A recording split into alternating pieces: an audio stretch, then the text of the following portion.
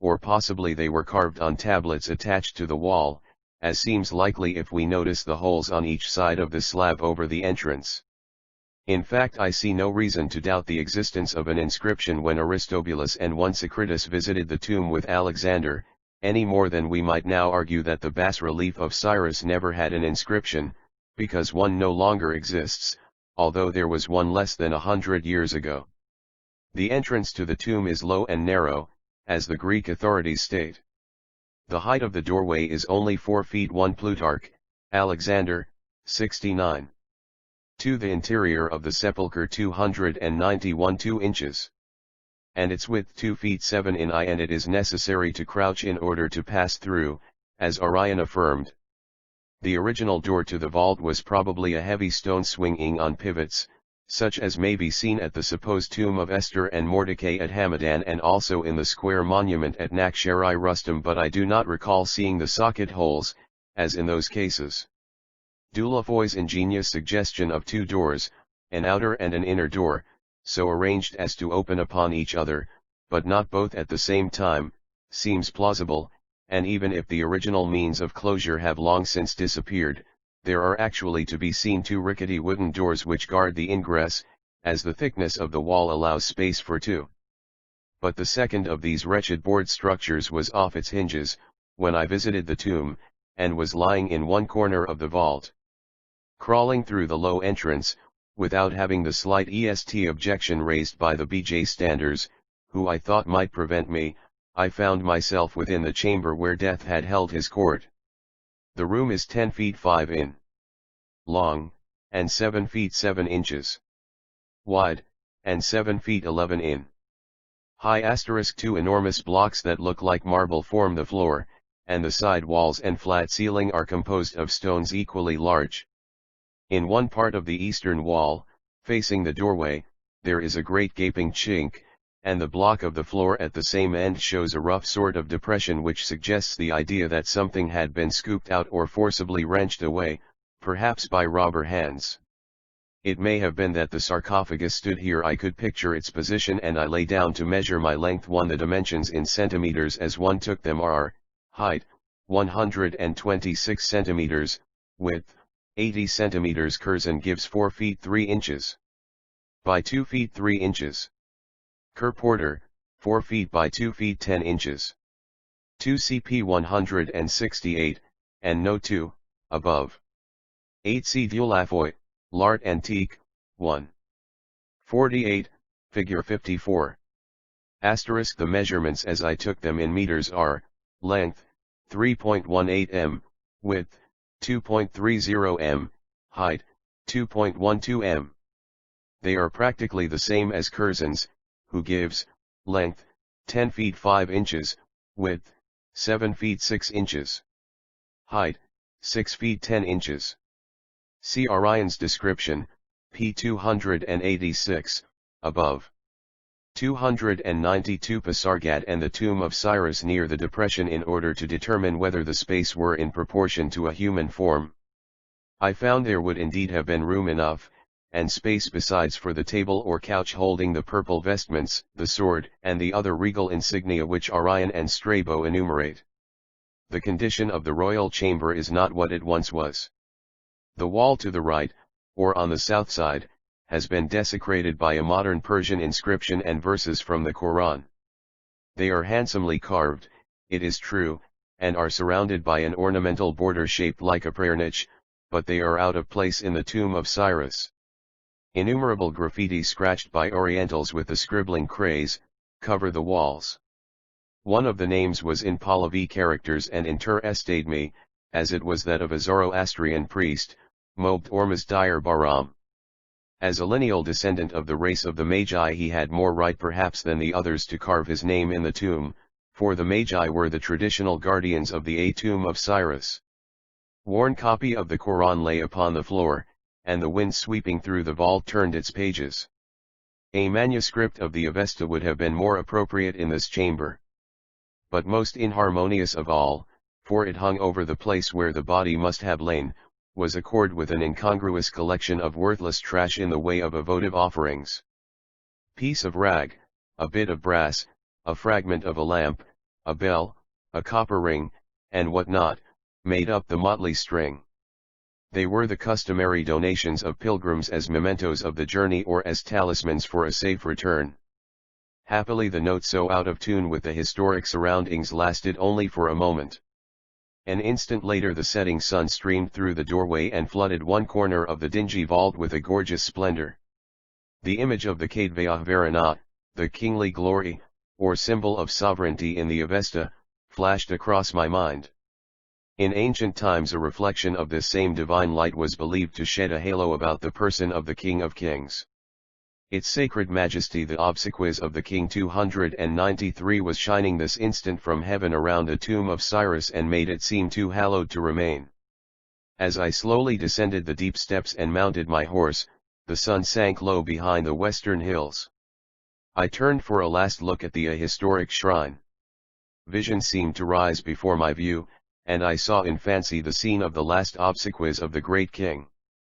From the classical writers we know with what pomp and magnificence the processions of the Persian kings were conducted during their lifetime, the richly caparisoned horses, chariots of state, purple robes, heavy accoutrements, and barbaric splendor were always present in gorgeous profusion.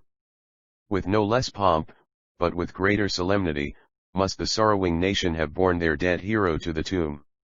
His body, not left in Magian fashion to be torn by dogs and birds, but covered with wax or perhaps embalmed, was laid in a gold-adorned casket and carried to the sepulchre, attended by the flower of the Persian army.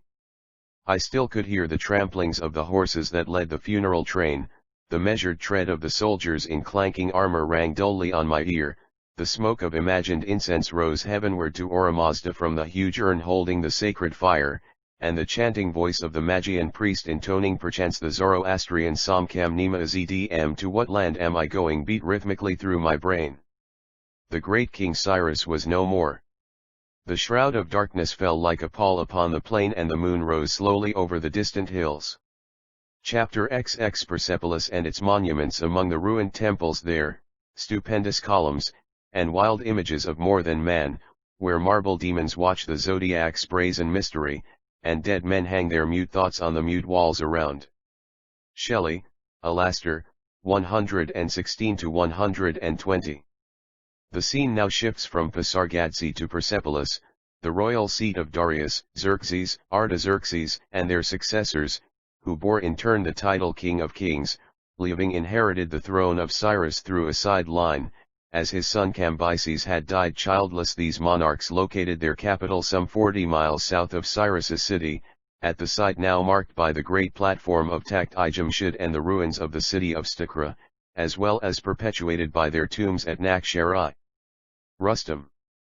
The new capital may have been called Drissaharta, city of the Persians, like the older Pasargadae, for the Greeks appear simply to be paraphrasing the name when they refer to the city as Perspos. It is not improbable, moreover, that the name Stikra, strong, still preserved among the natives as Stikra or Istikra, and which we can once see pages 26, 180, above. The date of Cambyses' death was BC 522. The earliest occurrence of Eupaitixis in Greek appears to be in the Herodotus, History, 361-66, states 5th century BC, after the Persian, that it occurred at the Syrian Ekba War, as we then find the word used Tana, Tisias, fragments, 43-44, ed. by /Schilus, Fersians, 65, apparently Gilmore, pages 144-145, says that the event occurred at Babylon, and adds with a punning allusion to destroying Wepei, cities, ir6xts. This that the body was brought back to Persia. Yet to this day no man knows, believed to be the best interpretation of the passage in question, the place where Cambyses is buried. 294. From Pasargad to Nakhshi Rustum 295 trace back for centuries, if not to Achaemenian times, may have designated the city in the plain north and west of the platform, that is, the abode of the people in distinction from the residence of the kings on the grand terrace. Be that as it may, the monuments in this vicinity are the most interesting and historic in all Persia, Susa alone can make any claim to comparison with them. To reach Persepolis, we strike southward toward the plain of Mervdasht. The road runs at first through a mountain gorge, picturesque in wild scenery, but dangerous at night because of its rugged track and robbers. The river Palver, the classic Medus, pushes its way with turbulent stream A through the craggy defile. Part of the road above its rocky bed exhibits one of the most remarkable pieces of ancient engineering in the Orient. For a considerable distance, through the solid limestone rock, a narrow causeway was hewn ages ago to afford, as it still does, a passage for caravans on their route from the south to the north of Iran, and an ingress more than once for great armed forces. It is known as the Sangbar rock cutting, or the Tang-i Bulks, water stream pass, and is thought by some to be identical with the mountain gorges of Vashchaguft, mentioned in the Bundation.21 on the problem of the names Persepolis and Istakhr. Compare Curzon, Persia, 2. 132, and 2,133,148, 187, also Noldeek's article on Persepolis in Encyclopaedia Britannica, 9th ed. 1857-560. The Greeks and Latins naturally did not observe this distinction, and we can understand how the tabula pudding Iana should in late Parthian times speak of Persepolis, the emporium of Persia, although this could only refer to the city itself, because the place had lost its prestige as a capital under the Arsacids. Sita Moschek, Zur Historischen Topographie von Persien, pages 166 to 175. 2b, J12-2, 21, Sojusti, in Indo-Germanisk Forskingen, Anzeiger, 17. 106 for a picture of the pass, see Stalls and Andreas, Persepolis, 2. Pi. 127, and for descriptions, CFA Curzon, Persia, 2. 90, Brown, Year Amongst the Persians, p. 243. In the opinion of Justi, if. Anzeiger, 17. 106, cf. Grundr. Iran. Filal. 2425, it was on a mountain in this vicinity that the Median pretender Gamada, the false Smerdis, first asserted his claim to the sovereignty of Persia, only to be overthrown by Darius. 296 Persepolis and its monuments. From the ravine we emerge into a succession of valleys between hills and cliffs. At this point my cavalcade overtook a band of Cossacks in the employ of the Shah. These finely mounted horsemen had been sent down to clear up the road which was infested with highwaymen, Rdhzan, and they were not long in finding an opportunity to exercise their functions. Shepherd came past with tears in his eyes, complaining that he had been robbed of a sheep by a peasant who was acting as a guard of the road. The Cossacks pursued the offender to the hills, quickly caught him, pinioned his arms behind him, and marched him at the rifle's muzzle to the nearest village, where punishment, I presume of the cruelest kind, was inflicted upon the culprit. At Sivand, the station beyond, I found no occasion to wait for a longer time than to change horses, and then resumed the trail near the Palver, though I regret that I missed seeing the famous Pahlavi inscription in the hills near the village of Hajiabad, some miles below Sivand.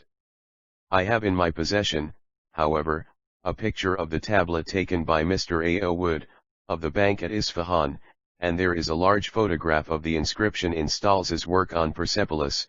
Besides copies that have been made by others, the writing on the stone is in Khaldzo Pahlavi and Sasanian Pahlavi, and it appears to record a remarkable shot with an arrow by King Shapur, or Sapur of the House of Sasan. The afternoon was considerably advanced when I reached Nakshari Rustam and the tombs of the Achaemenian kings.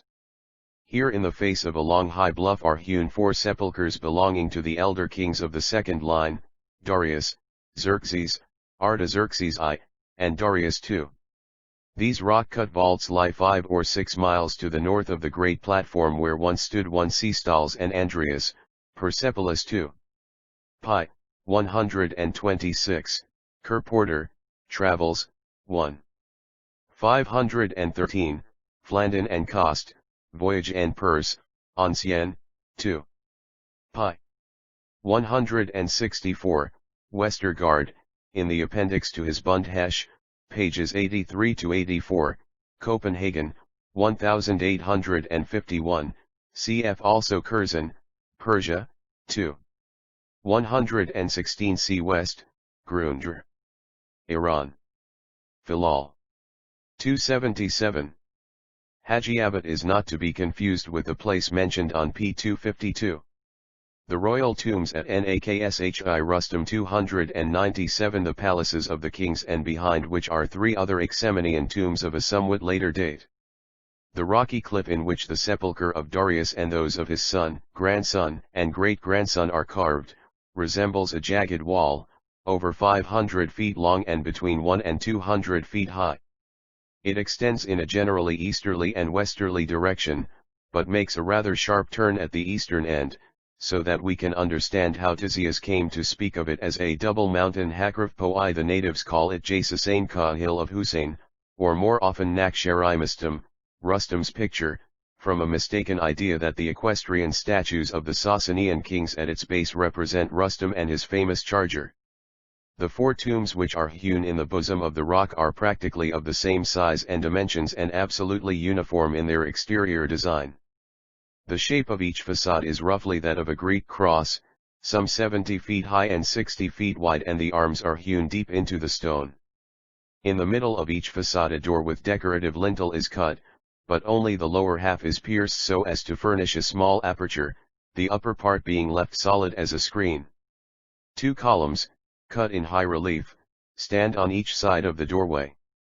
They are capped with the heads of bulls after the characteristic manner of the Persepolitan architecture, and they support an entablature, with ornamental architrave, frieze, and cornice, forming a base for the elaborately sculptured panel that fills the upper limb of the cross. Here, carved in 2 rows, one above the other, are bas-reliefs representing the vassal nations as supporting the staging upon which stands the king, who thus makes his enemies his footstool. The monarch is portrayed in the same manner as he is seen on the Behistun sculptures, bow in hand, but his attitude is now that of worship. 1 Tizias, Fragments, 46, 15, ed.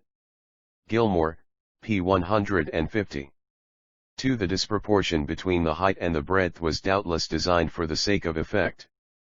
GP 180, above.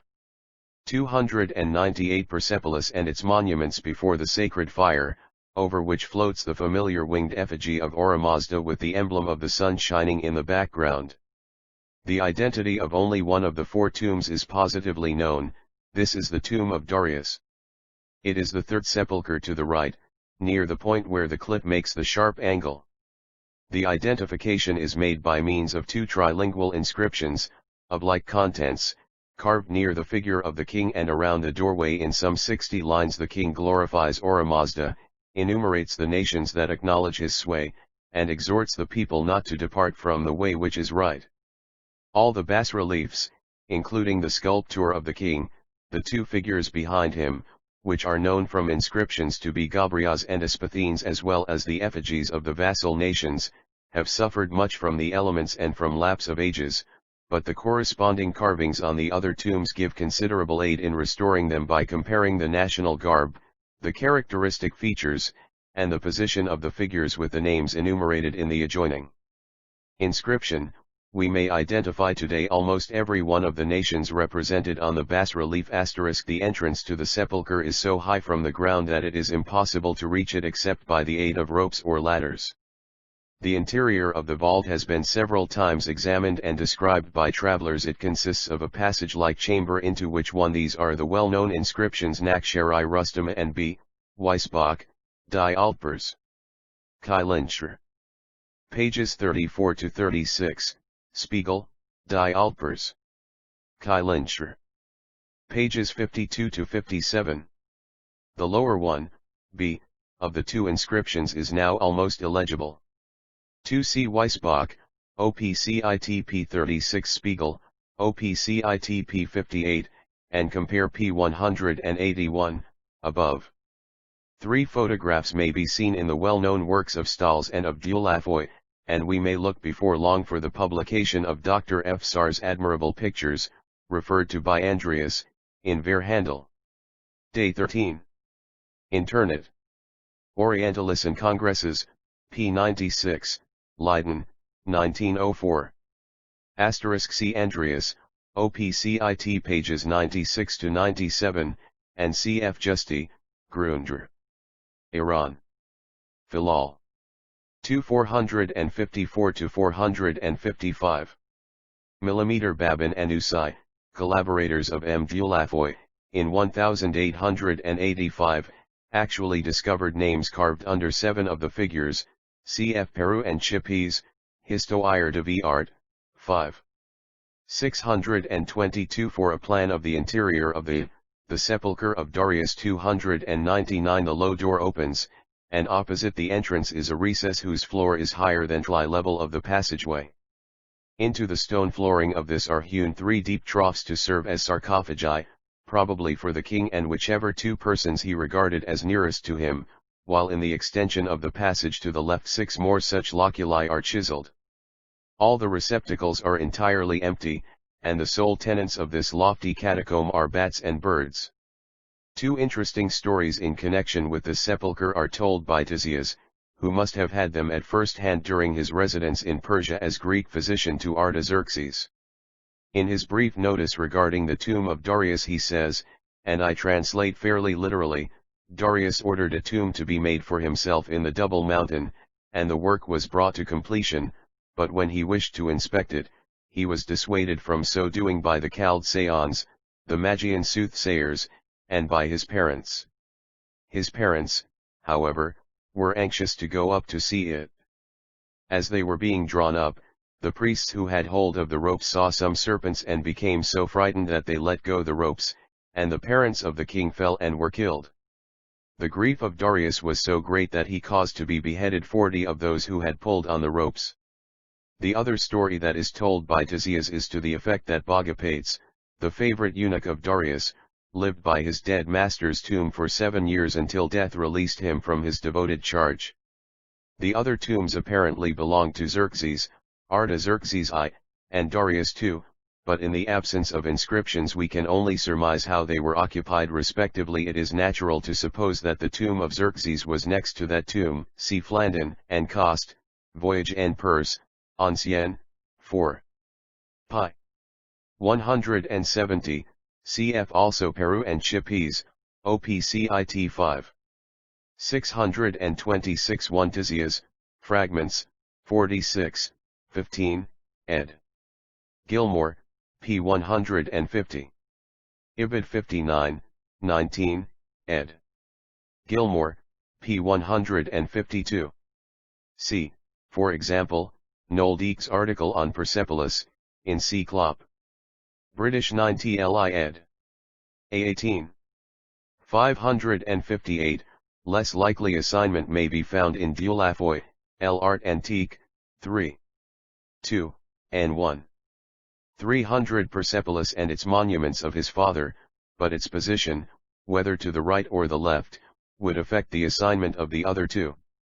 If we assume, as I think we are entitled to assume, that the 3 sepulchres which are in the main face of the rock were cut one after the other in regular order IJGGQJJJJQ bent to the extreme right, the so-called first tomb, was cut last, and partly for that reason is better preserved, then the vault of Xerxes would be on the left of that of Darius, as we face the hill, the vault of Artaxerxes Longimanus at the end, and the vault of Darius II, latest of them all, in the angle at the extreme right. On the other hand, if the so-called first tomb at the extreme right be assigned to Xerxes, then Artaxerxes would have occupied the third tomb and Darius II the last. 3 Owing to the peculiar conformation of the cliff that has been already referred to, the first tomb faces almost to the west, whereas the other 3 face nearly to the south.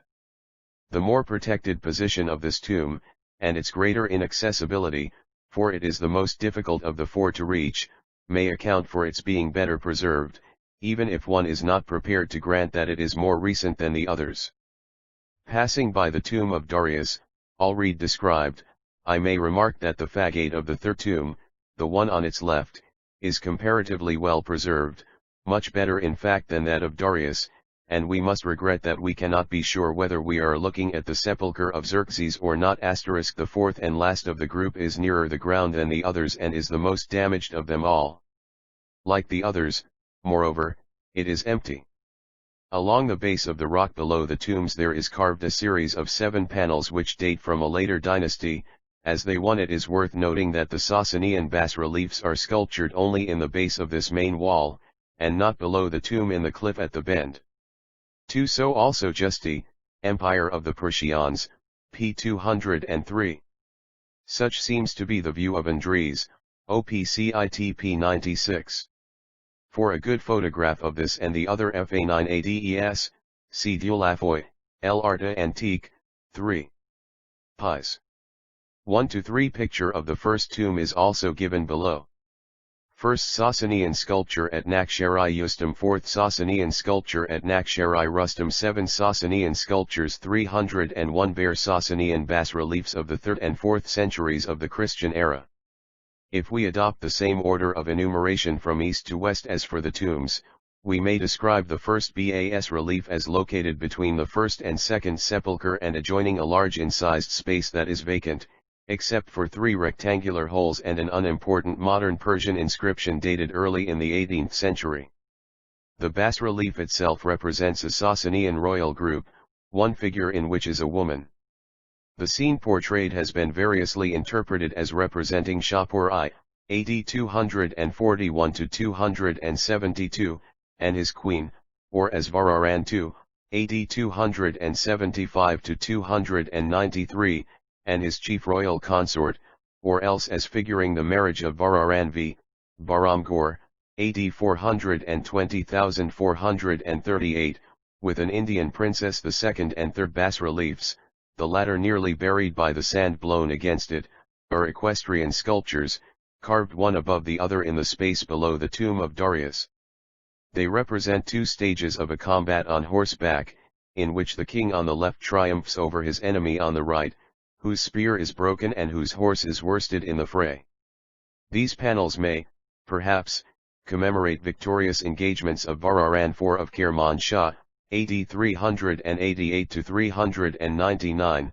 The fourth panel, or that in the lower space between the tomb of Darius and its neighbor on the left, has a peculiar interest, as it portrays the surrender of the Roman Emperor Valerian, AD 260, to the Sasanian monarch Sapur, Shapur-I.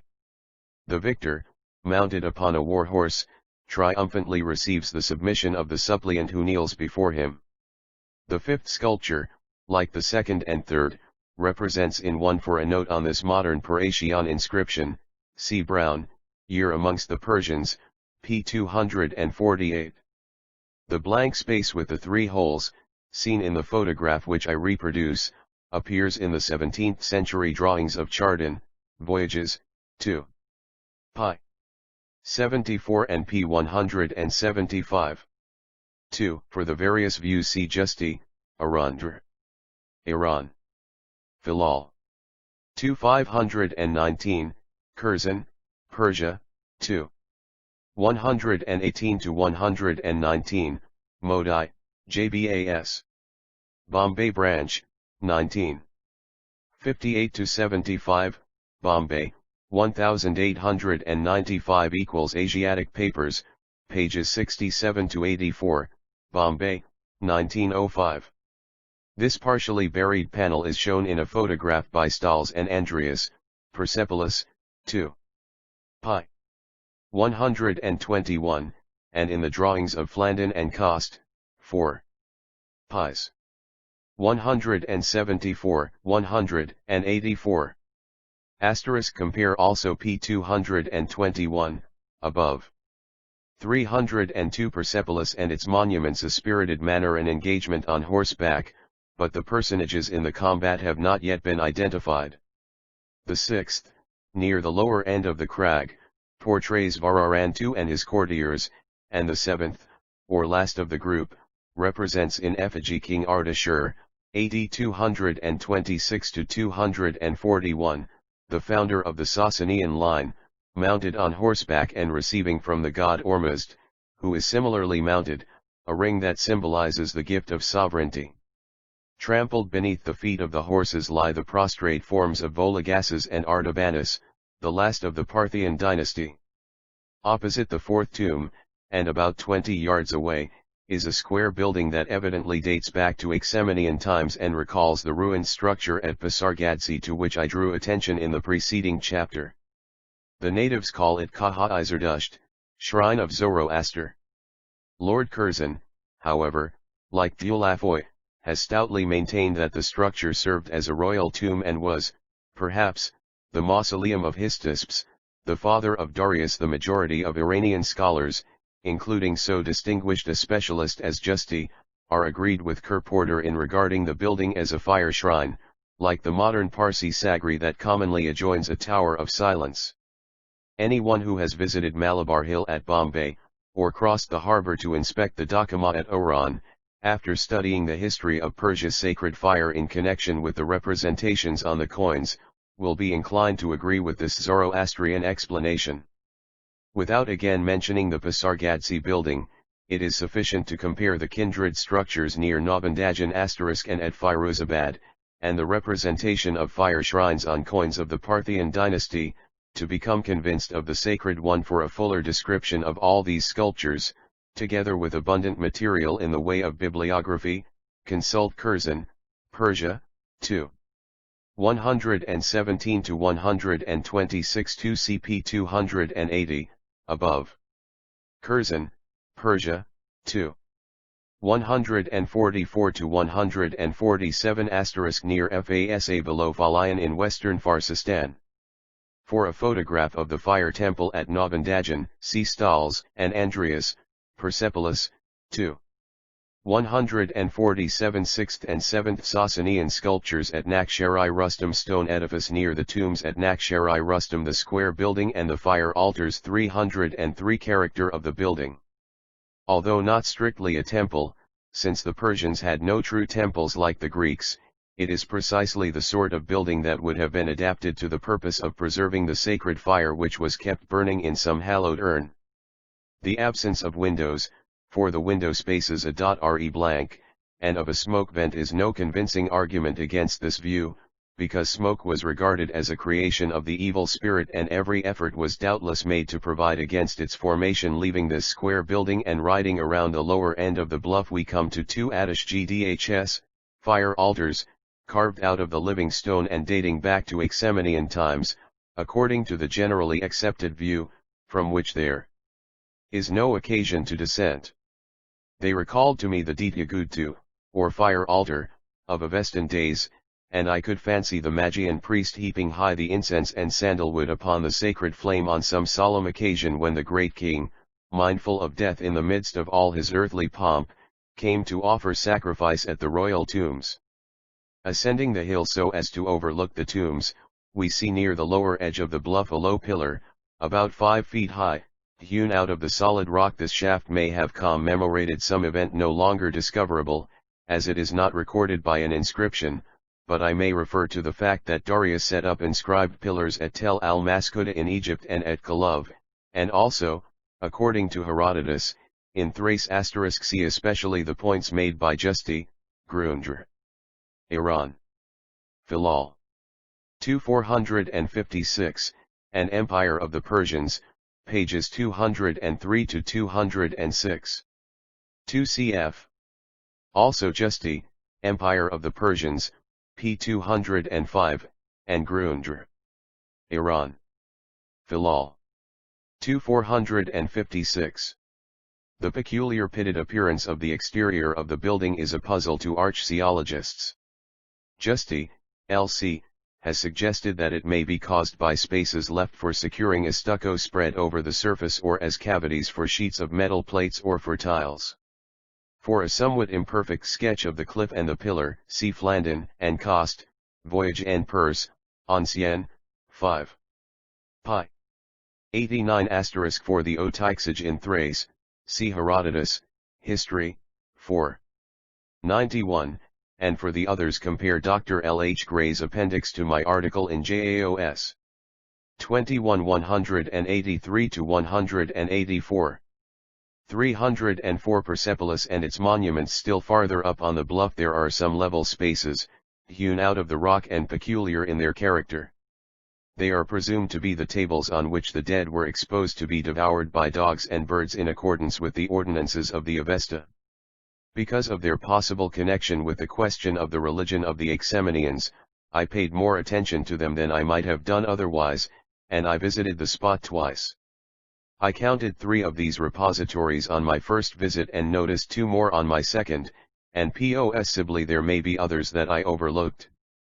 The one to which I paid most attention was finished with more care than the rest, and the rock had been cut in such a manner as almost to form a divan, with a level flooring in front of it, measuring perhaps 8 feet by 10, but hewn in the roughest style and shape. By the side of this quasi-couch of stone and at the head as well as near the feet were holes, which suggested to me the idea that they might possibly have been intended for use in securing the body, as enjoined by the Vendidad, so that the corpse-eating dogs and birds might not carry away any of the bones of the dead and thus defile the water and the trees. The difficulty, however, is to determine precisely by whom and at what particular period this mortuary platform was used, if we regard it so and similarly construe the other spaces which are not so distinctly marked. The bodies of the kings themselves can hardly have been exposed here before being laid in the tomb, as those catacombs were evidently designed to hold large coffins, if we may judge from the size of the loculi and from the description of the tombs back of the platform as given by Diodorus, who says that the body was raised by machines expressly devised for the purpose, nor does it seem likely that the bones were first denuded of the flesh any more than in the case of Cyrus, whose body, Akaphiae, is spoken of by Orion and Strabo when describing the mausoleum at Pasargati 1 VD 6. 46 to Diodorus Siculus, History, 17. 71 8 see pages 285 to 286, above. Presumable ancient dakamas on the cliff 305. The Persians in Achaemenid times, moreover, had not generally adopted the Magian fashion of exposing the dead, but rather buried the body, merely coating it with wax, as a concession to the Magi, who followed the strict Zoroastrian law for exposing corpses, and it was not until the time of the Sassanians that the custom of exposure became universal among the Orthodox throughout Iran. For that reason, if we are to assign these presumable dakamas to Achaemenid times, we are entitled, perhaps, to suggest the possibility that they may have been first employed by the Magian priests themselves, perhaps to give currency to this tenet of the religion, and then may have come into more general use later, especially when the city of Stikar was under Sassanian rule. But this is only a conjecture, and the whole subject requires further consideration.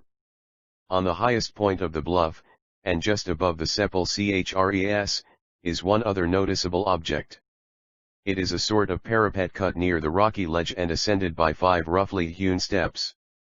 It appears to date from the same period as the other cuttings and looks as if it might have been for use on some occasion when sacrifice was offered to Oromazda and the other divinities, or when the king was laid in the tomb, but nothing is actually known of its real character. After finishing examination of the necropolis cliff, its altars, and its presumably early dakamas, I proceeded downward and remounted my horse to ride toward the river Palber, which winds its way through the plain between Nakshari Rusmaitam and the great platform of Persepolis. Ultimate goal was the small station of Puza, on the other side of the Palber, but to reach it I had first to cross some deep irrigation canals and then ford the stream. To make the progress of our little caravan slower, the horses persisted in stopping to nibble the tempting tops of the barley which had grown high from the one. We may deduce this from the AC count given by Herodotus, History, 1. 140 x 2 gh. 461, 63, etc. Cf. also Kerporter, Travels, 1.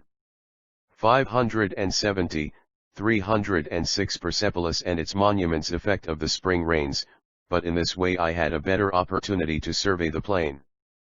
The north side of the plain of Mervdasht is dotted here and there with ruins of the ancient city of Stikra, the capital as opposed to the platform, or capital. Although the name Stikra has not been traced back beyond Sassanian times, it must be an old Iranian word meaning strong, as applicable to the strategic character of the place in ancient times, and we have traditional authority for even assigning the founding of the city to the early dawn of the legendary Pishtadians, since Yakut says, its commencement is attributed to Istakhr, son of Tahumars, Tomurov. Mustafi, AD 1340, reports a twofold legend, stating that, according to some, Istakhr was built by Kaomars, but according to others, it was founded by his son Istakhr, enlarged by Hashang, and completed by Jamshid. The still earlier writer Ibn Hawkal, in the 10th century, acknowledges that Istakhr is a city neither small nor great, but it is more ancient than any city whatsoever in Farsistan.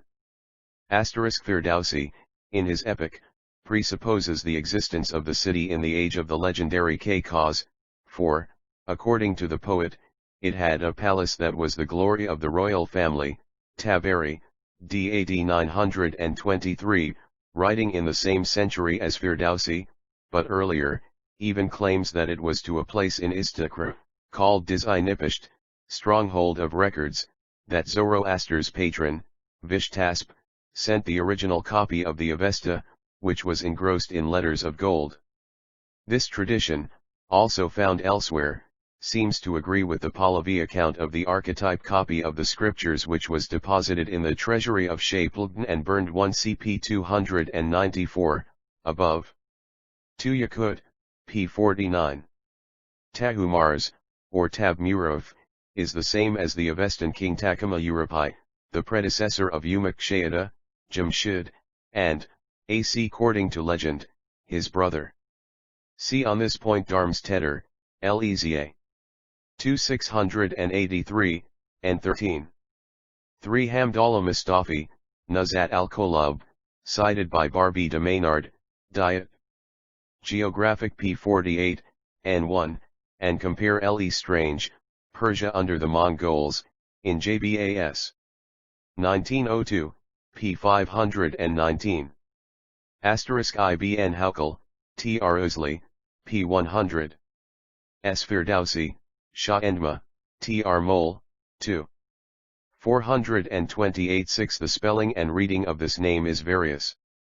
Ruins of Stikratakt Itaz, or Rustam's Thronkbins of ancient Stikra 307 by Alexander the Great, but we are not sure whether this stronghold of records was in the city on the plain, or located on the platform itself, as is more probable, having been transferred thither under the later Achaemenians in Sasanian times. The city seems to have been well known as Stikra, but it appears to have lost its prestige with the lapse of time, and the place was in ruins when Pietro della Valle visited it in 1621.3 broken columns, bases of pillars, and the remains of an ancient gateway alone now mark its site.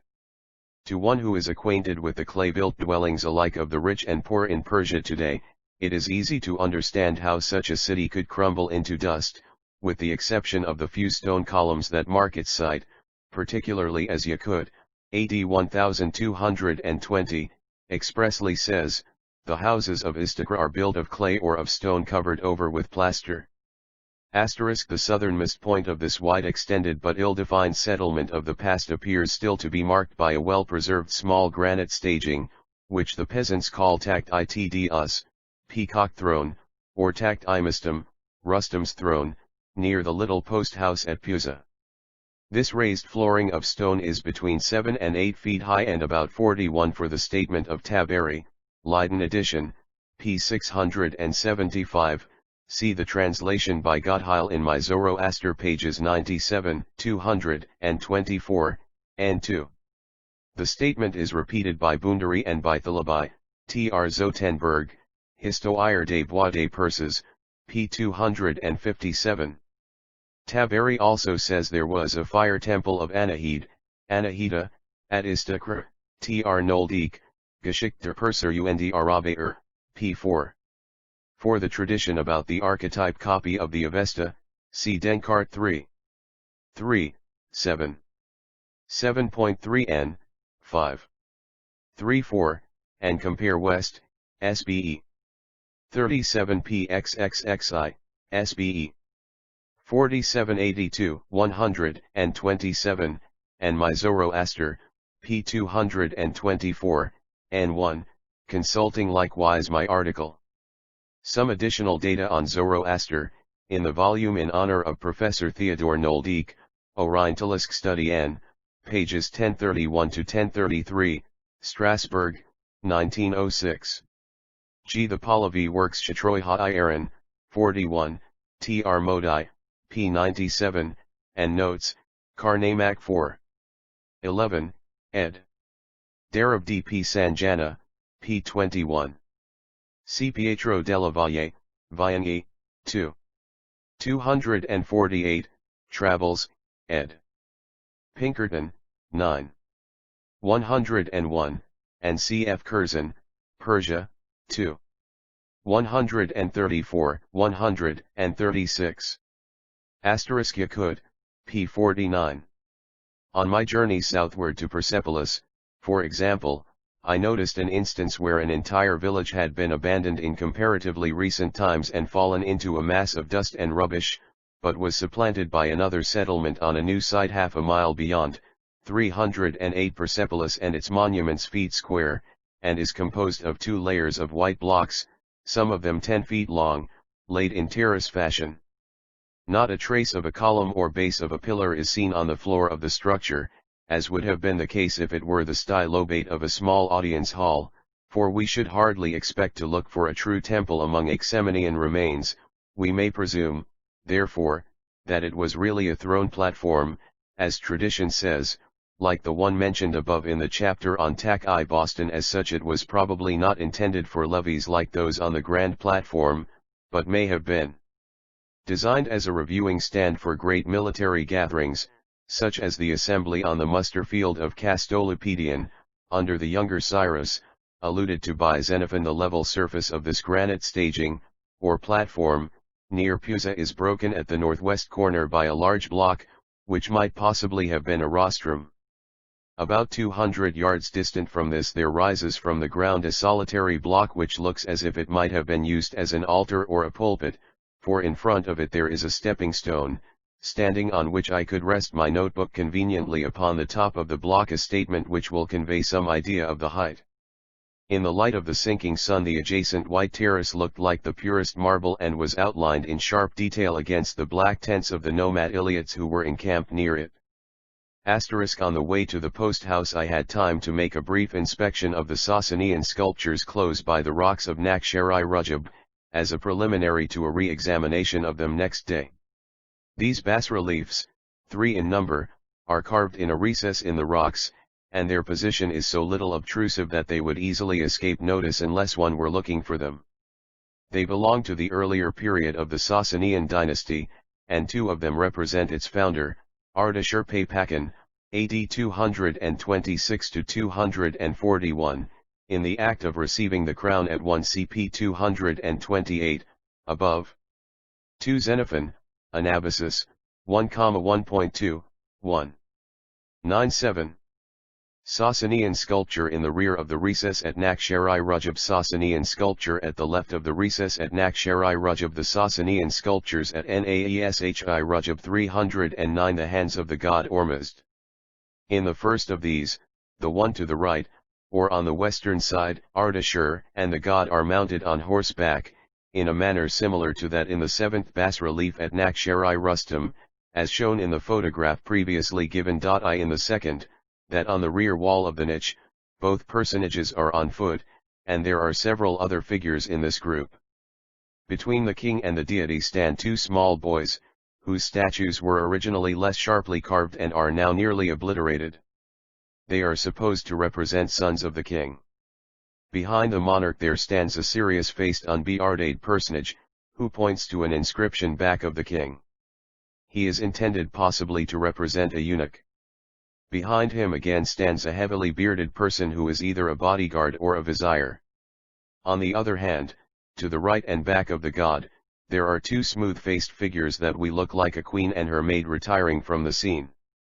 Do not know precisely the details of the royal incident here depicted, but the names Shapur and Vararan, given in a Pahlavi inscription to which the unbearded personage points his finger, assigns it to Sapuri, AD 241 to 272, or his son Bahram II, AD 276 to 293. The third panel, the bas-relief on the left, or north, side of the recess, represents Samurai on horseback and attended by a bodyguard on foot. An inscription in Pahlavi and Greek serves to identify the king. The night was passed in the tiny Chdpd Arjidna of Puza, the smallest in all Persia, I believe, and by daylight next morning I was ready to mount for the short ride to the Great One CP 302, above, and the picture of the seventh bas-relief.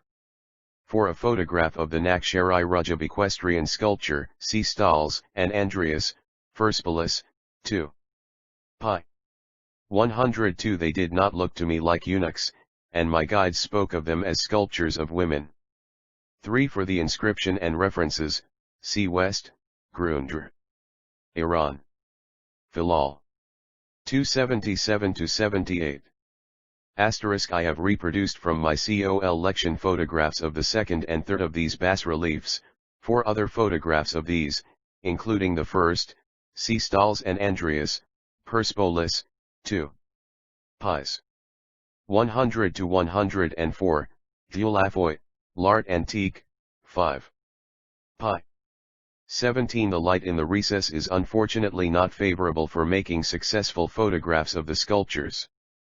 310. Persepolis and its monuments. Platform of Persepolis, Takht-i Jamshid, Jamshid's throne, as the Persians call it, or Chahal Mindra, 40 columns, the name by which it was more generally known in books of travel 3 or 4 centuries ago. This magnificent terrace is the foundation upon which stood the palaces of Darius, Xerxes, Artaxerxes, and their successors. Here Alexander held revel in the deserted halls of his adversary Darius Codominus, the last of the Achaemenians, and in his drunken orgy, as is believed, burned the lordly edifices and the royal library that housed the scriptures and ancient records of Iran. Today majestic ruins alone crown the height, and the natives know nothing about the historic associations connected with the platform and think of it only as one of the scenes of Jamshid's departed glory. The platform itself lies at the base of a rocky row of hills called Kut-i-Rahmat, Mountain of Mercy, and in former times apparently also Shdh Royal Mountain, the Jaysikarkalkov 6 Poi of Diodorus, which rises to the east and whose spurs have been partly cut away in the building of the terraced elevation. A noble wall, varying from 20 to 50 feet in height and constructed of stone quarried from the hillside, encloses the area on the 3 exposed sides, for no barrier was needed at the rear because of the natural fortification of the hills, as will be clear to anyone who has visited the scene or consulted the panoramic photograph by Dulafoy and the drawings of Flandin. The configuration of the terrace height is such that 3 distinct levels are clearly noticeable, the highest being in the middle, which is made still more elevated by a mound in its midst. Over the surface of the platform are spread the remains of the architectural glories of the Achaemenians. We have a general description of the platform, written in 1 CP 307, N1, above. Diodorus Siculus, History, 1772, draws a vivid picture of the orgy and of the burning of Persepolis, a scene familiar through Dryden's Alexander's Feast. Gge Diodorus Siculus, History, 1771. Gge Dulafoy, L'Art 7 Idaki de la Perse, 2. Pis. 4-7, Flandin and Cost, Voyage en Perse, 2. Pi. 67. The platform of Persepolis 311 Greek nearly 2000 years ago, by Diodorus Siculus, CBC 50.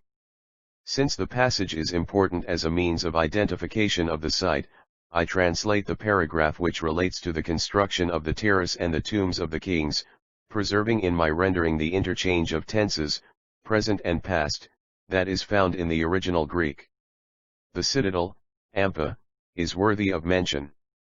It had a 3-fold wall surrounding it, the first section of which was constructed with stately bastions, Avaxififronty 7RO\V8 ATRDV, O, and adorned with battlements, Etraicri, and it had a height of 16 cubits. The second has a similar arrangement to that of the preceding, but double its height. The third enclosure is rectangular in shape, and its wall is 60 cubits high and constructed of solid stone so perfectly set as to last forever. On each side it has brazen gates and, beside them, brazen bulls, 20 cubits high, the latter being intended to inspire awe in the beholder, and the former designed for security. On the side of the citadel toward the east, and 400 feet distant, is the so-called Royal Mountain, in which were the tombs of the kings. The rock was hewn out and had in its bosom several sepulchres in which were the vaults of the dead. There were no specially prepared means of access, but the corpses were hoisted up by machines, 6/oyavuv, devised for the purpose, and thus received burial. In the citadel itself there were many sumptuously equipped residences for the king and his officers, and liquidous treasuries well adapted for the safeguarding of wealth. The original plan and the main construction of this noble platform, which more than 1,000 years ago was one believe that the threefold wall refers to the three distinct levels Shivra in the terrace rampart, although Blundell, Persepolis, in Transactions of the 9th International Congress of Orientalists, 2553, interprets this as referring to actual walls of circumvallation. Instead of bastions, which I understand as alluding to the various bays in the rampart, we may perhaps refer the words abaksen/jfjavlwokvb to the sumptuous edifices on the terrace. Reading Rafpoyas for a Rafpoyas, according to Mr. Cecil Smith's excellent emendation, cf. Curzon, Persia, 2. 187, N1, and Blundell, OPCITP 553. It is possible that the now ruined bull-flanked portals may have been actually gilded in ancient times, literally has in its midst several houses, otkofs. Literally the vaults receive burial of the corpses that have been hauled up. Diodorus Siculus, History, 17. 71 312 Persepolis and its monuments paired with Baalbek and the architectural remains of Palmyra and Egypt. Fabled to be the work of Solomon's genii, was due to Darius. In one of his inscriptions he definitely states that he built this fortress on a place where no fortress had been built before, and that he did so by the grace of Ahura Mazda and the other gods. Darius erected at least two of the noblest buildings, but the elaboration of the design was due to Xerxes and its completion to his successors. Though far grander in its magnificence than any ordinary fortress, it must have been easily guarded by armed patrols on the walls and by platoons of soldiers stationed at all points of access, and reasons have been advanced for believing that its strength was reinforced by walled fortifications or turrets in front of it on the plain. 3. The southerly position of the palace of Darius and the fact that it faces southward has led, not unreasonably perhaps, to the assumption that there was originally an approach from the south or southeast, whereas the regular means of access, which must have been unchanged since the time of Xerxes, is by a great double staircase constructed in the wall near the northwest angle of the platform. This grand staircase, J, consists of a double ramping flight, each series numbering more than 100 steps, with an angle of ascent so gentle and a width so broad, that a troop of horse one see the Mohammedan writer Istakri, CAD 950, ed. Dagoj, Bibl Geographic Arab. 150 and 1. 123, cf. Swartz, L7A7II Middle Alter nach den Arabischen Geographien, 1. 1314, Leipzig, 1896, and Mokadasi, or Makdasi, AD 984, ed. Dagoj, Bibl Geographic Arab. 3 420, 435, 446, cf. Noldeek, Encyclopaedia Britannica, a 9th ed., 18. 558, notes 1 and 10. Still earlier description of Istakhr is given by Masudi, AD 944, Les Prairies d'Or, ed. Barbie de Maynard, 4. 76 seq2. The statement regarding the fortress, Elam Halveras, the same word that is employed to render op did in bh 239, is found only in the Elamitic version of the inscription on the side of the rampart, mentioned below, p. 318. G. Reference already given to Blundell, Persepolis, in 9th Internet. Congress of Orientalists, 2. 547-556. As explained above, I am inclined to explain the threefold wall of Diodorus, 1771, as referring rather to the three main elevations, and to understand that the BNLL portals may actually have been gilded as implied in the brazen gates and brazen bulls. The grand staircase and the portal of Xerxes 313 men, 10 abreast, could ride up it as we surmount the topmost step and cast the eye over the surface of the platform.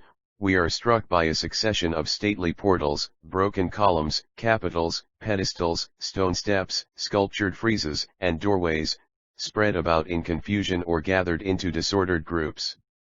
So often have these ruins been described, and so fully have they been illustrated that I can do little here except point out the salient features and possibly add a suggestion or two regarding the historic significance of these relics of the past. Directly opposite the grand staircase is the porch of Xerxes.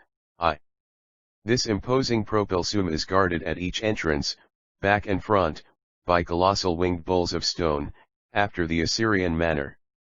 Two of these colossi face westward out over the plain, the other two, a photograph of which I have given in the 4th chapter, look eastward toward the hills behind the platform. Near the top of each of the massive pylons of this portico there is a trilingual inscription in cuneiform characters, stating that the portal is the work of Xerxes and ascribing praise to Oromazda for all the blessings of his divine favor. Two of the original 4 fluted columns are still standing between the stately piers of this triumphal arch, the portal of all nations, as Xerxes himself called it, through which at Nowruz the envoys from tributary lands marched in solemn procession to bring gifts to the great king, as portrayed on the sculptured stylobate some 50 yards to the south. One attention was called to this fact, centuries ago, in the Zenat al-Majlis, pt 9, cited by Barbey de Maynard, Diet. Geographic p. 48, and 2, also by Justi, Empire of the Persians, p. 189, and by Othera. 2. For the best presentation of all that has been written on this subject, see Curzon, Persia, 2. 148 to 196, for illustrative material, consult the standard works of Texier, Plandon, and Cost, Stahls and Andreas, Peru, and Chippes, and Dulafoy, all of which have been referred to many times before. See Weisbach and Bang, Die Altpers. Kailincher. p. 40, and Spiegel, Die Altpers. Kailincher. p. 58. Asterisk in the Old Persian language, Dugarthavisadahayu, see Xerx. Persa 11. For a conjectural restoration of the portal, see Peru and Chippes, Histoire de Viart, 5. Pi. 3, p. 404. 314 Persepolis and its monuments. This latter terrace, with its elaborately carved frieze and cuneiform inscriptions on the walls of the 4 staircases that approach it, served as a stylobate for Xerxes' lofty audience hall, c. the ruined columns of which gave rise to the native designation Chahal Mindra, 40 pillars. But the original number of columns was 72, and of these only 13 are standing, to mark with their tall fluted shafts the aisles that led to the spot where Xerxes held levees within its once tapestry-hung walls. The ruin and desolation form a pathetic contrast to the proud vaunt of the king in the cuneiform tablet carved on the stairway of approach. I am Xerxes, the great king, the king of kings, king of the nations with Tjair many peoples. King of this great earth even to afar, and a sadder comment on the pious fervor of the words that follow, thus saith Xerxes, the great king, everything that has been made by me here and all that has been made for me elsewhere, I have made by the grace of Oromazda. May Oromazda with the other divinities protect both my kingdom and all that I have made. Walking about 50 yards to the south we come to the ruins of the palace of Darius, d. situated on the highest part of the platform, and directly before a mound, l. Although smaller and less imposing than either of the main edifices raised by his son Xerxes, the palace of Darius is better preserved than the others. Here, several times repeated, are inscriptions recording the fact that the building was the palace/takara, house, yith, or the abode, hadiske, of King Darius, whose figure 1 for the problem of the walls according to Ferguson's architectural ideas, see Blundell, Persepolis, in 9th International Congress of Orientalists, 2. 542 to 547, as opposed to Curzon, Persia, 2. 164 to 165, and the reconstructions by Dulafoy, L. Art Antique, 3. Pi. 9, and Peru and Chippies, Histoire de vie art, 5. Pies. 4, 5, 6. 2 C. Xerx. PERSB 12 to 30, Weisbach and Bang, Die Altpers. Keilenskler. P40, Spiegel, Die Altpers. Keilenscher. P62. The word Leodes is added by Xerxes in 2 inscriptions on his father's palace, once on a shaft in the southwest corner of the building, and once on the southern wall of the stylobate on which the palace stands, CDAR. PERSA, C, Xerx. PERSCACB Persepolis 8V./F/7RF. VVDI4 Subject nations bringing tribute to Xerxes. The palaces of Darius and Artaxerxes 315 is sculptured in bas-relief, as fighting with some monster, whom he slays, thus triumphing over the power of evil, or as attended by servants who bear the royal umbrella, the fly-flap, and other insignia of sovereignty. To me the most interesting of all the inscriptions was a short device carved around the stone lintels of the windows through which the king looked out upon his people and over the fine panorama that stretched before his view.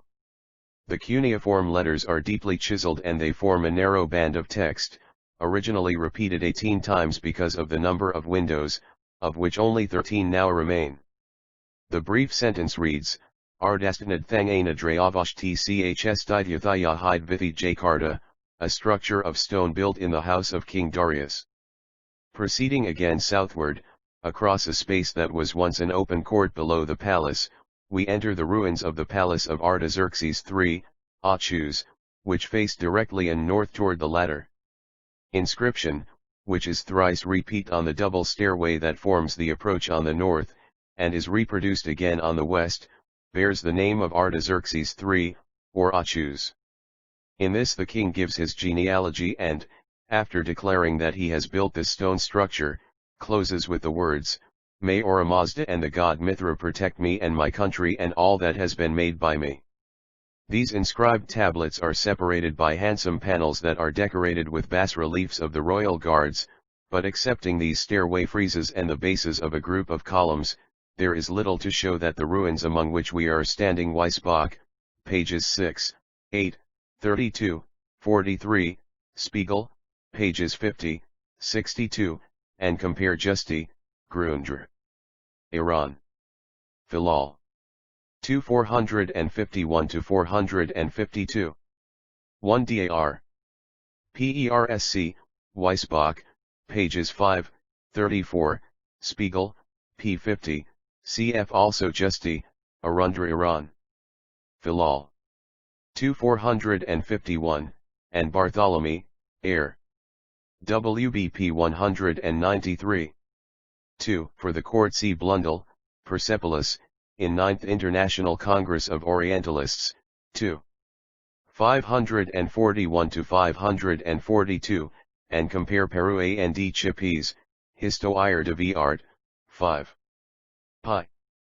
9, p. 644. 3 Artax. PERSAB, Weisbach, pages 9,46, Spiegel, pages 68, 69. The designation for the stairway, or possibly the stylobate, is Enstasandata Gaind, lit. Upbuilding of stone, cf. also Justi, Grundr. Iran. Filal. 452, and Bartholomew, Air. WB pages 64, 407.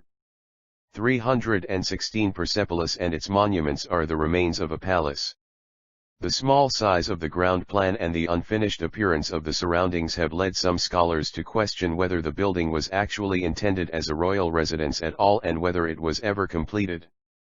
One directly to the east, on a large rectangular stylobate formed partly of the natural rock, stand the ruins of the sumptuous palace of Xerxes, the grandest of the buildings in design except his own audience hall and the hall of 100 columns belonging to his father. The stairways that lead up to it are richly decorated with sculptured panels, slabs, ornamented friezes, inscribed tablets, and pillars. Fragments of columns, doorways, and windows remain to mark the courts of the king, who still walks in effigy of stone, but like the grandiloquent titles which he hung upon the now crumbled walls, they are merely mute witnesses of a dead past. Crossing some 50 yards eastward over uneven ground behind the palace, we find the remains of a smaller building, the so-called southeast edifice, the identity of which is not positively known.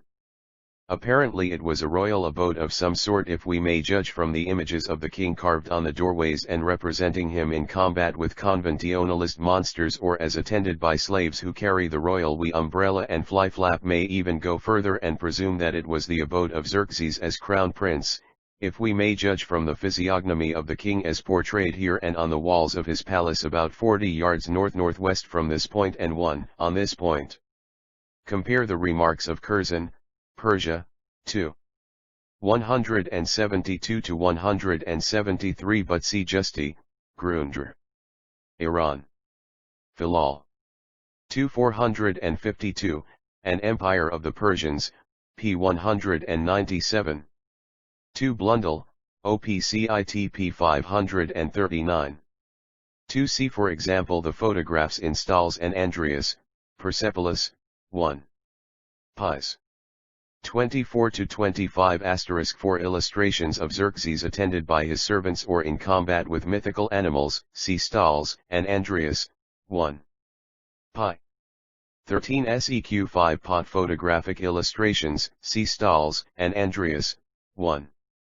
Pies.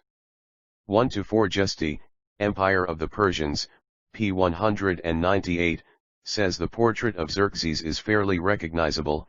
It shows a long, the hall of 100 columns 317 directly behind a mound in the rear of the palace of Darius.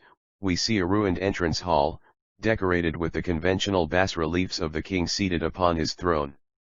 This small structure is known as the Portico of Darius, ff, though sometimes called the central edifice. Adjoining it on the east there stands the last and the largest of all the palatial buildings, the Hall of 100 Columns, erected by Darius for holding ceremonial functions. The main entrance was on the north side through a vestibule whose roof was supported by 16 columns that led the way into the throne hall itself.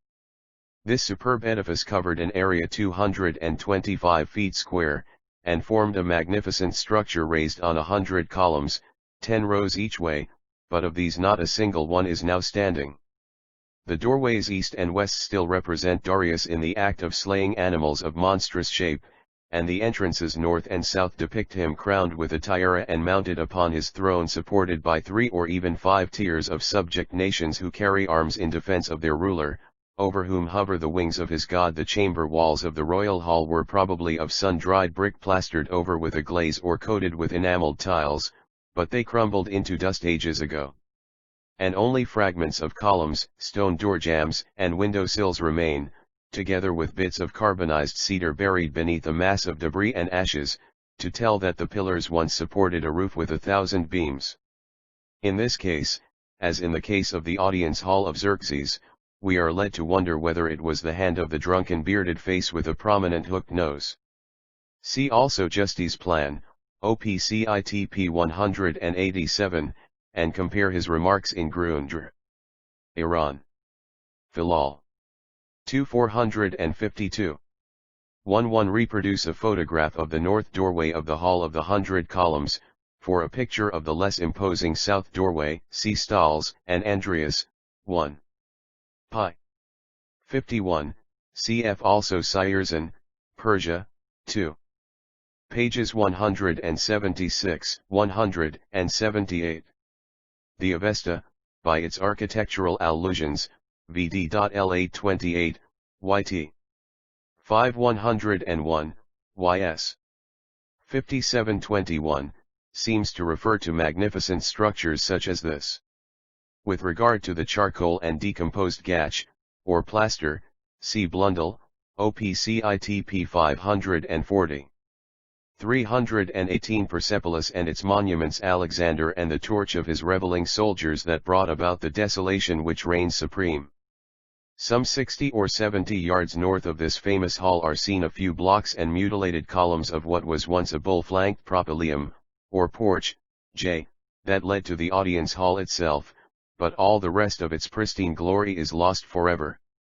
In addition to this portal there is near the porch of Xerxes a rock-hewn cistern, St, which must have fed a fountain whose jets sprang from the midst of a tank like the Haus in a modern Persian courtyard.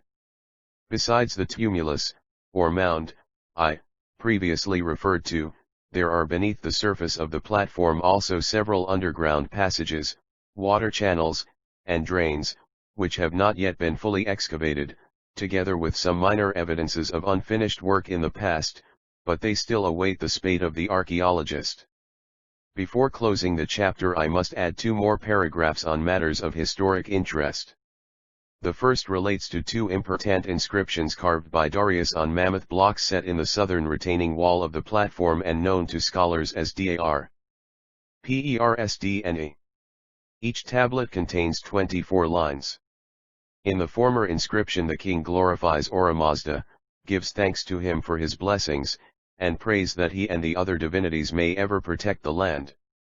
The same idea is repeated in the Babylonian version, which is largely a paraphrase, and partly also in the Elamitic section, which adds, however, some interesting information, not found elsewhere, to the effect that Darius was the first to fortify the place, which was not previously a stronghold.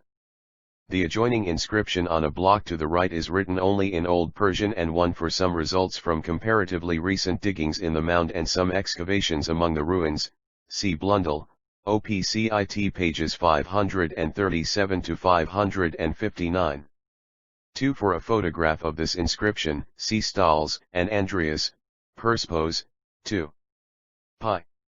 95J and for translations, see Weisbach and Bang, pages 5, 34, and Spiegel, pages 46 to 50, and compare Weisbach, Die Achaemeniden und Zweiter Art, p. 76, Basalt, Die Achaemen. Intr. p. 39. Consult likewise, Justi, ch under. Iran. Filal. 2448. Tombs of the later Achemenians 319 enumerates the conquests of Darius, concluding with the prayer that peace may come from Ora. As I stood at the foot of the rampart to collate the tablets high above and make notes which I hope later to publish, the sun's rays were so scorching and the flies so pestiferous that I could understand the king's need for a hourie and an umbrella in ancient days. The remaining point of historic interest connected with Persepolis is the series of 3 tombs hewn in the rocky hill of Kut-i-Ramat behind the platform.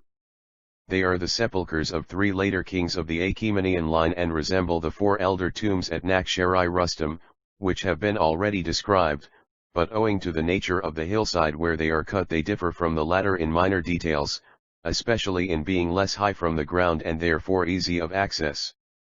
The first of the 3 is hewn in the face of the rock almost directly back of the Hall of 100 Columns and is commonly known as the North Tomb and presumed to be the mausoleum of Artaxerxes II, Neman, BC 404 to 358.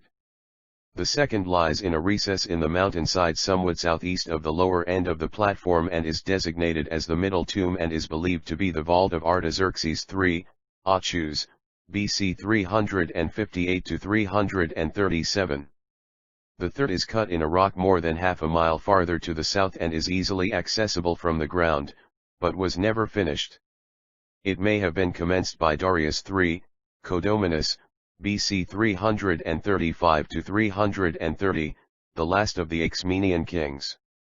If that be true, it is reasonable to suppose that his overthrow by Alexander and his subsequent tragic death were the cause of its never having been completed. 1 Dar.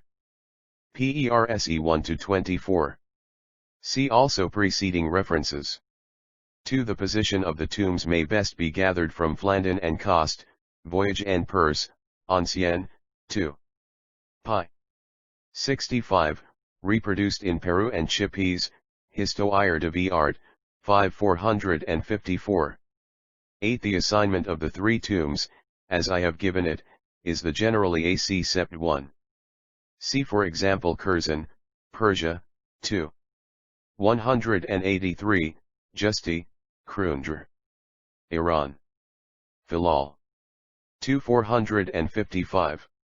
For architectural details consult Peru and Chipese, Histoire de Viard, 5.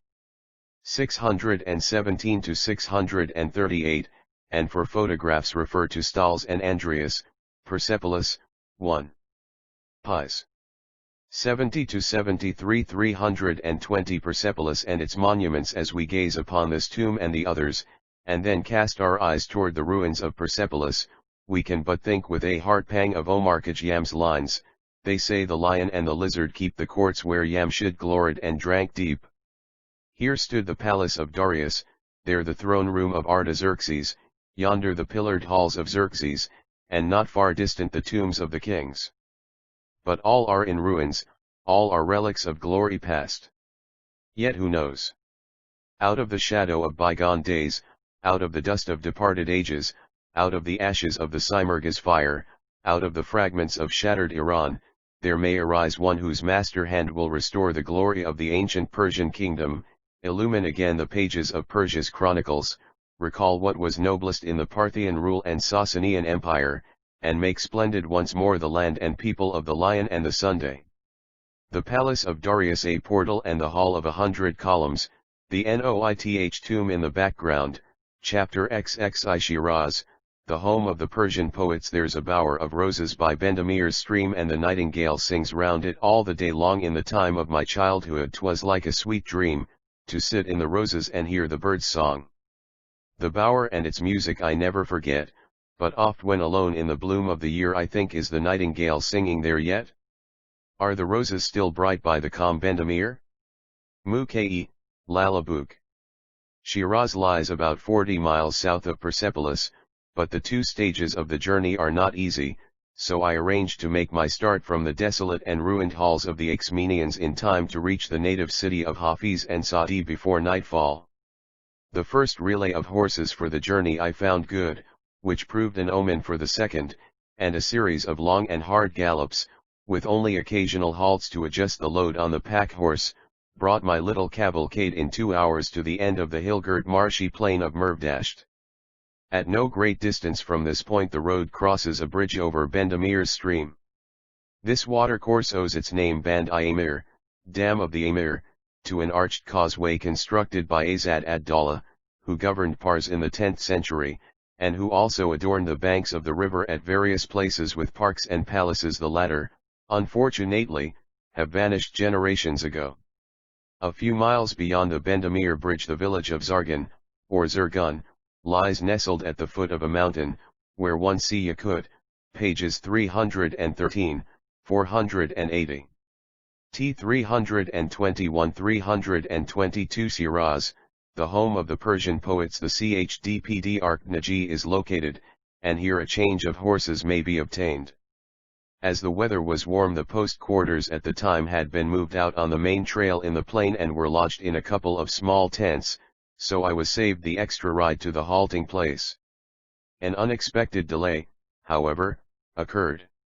At the moment when we were about to change mounts, the horses stampeded and scampered away a mile or more before the muleteer could recapture them. Meanwhile we had time to rest and console ourselves for the loss of time with a good glass of tea. The half-hour passed quickly in taking notes of the surroundings and in observing the different types among the natives, for the inhabitants of Farsistan impressed me as being the handsomest Persians I had seen. I was interested also in the primitive tankards of goatskin in which the water for the tea was brought.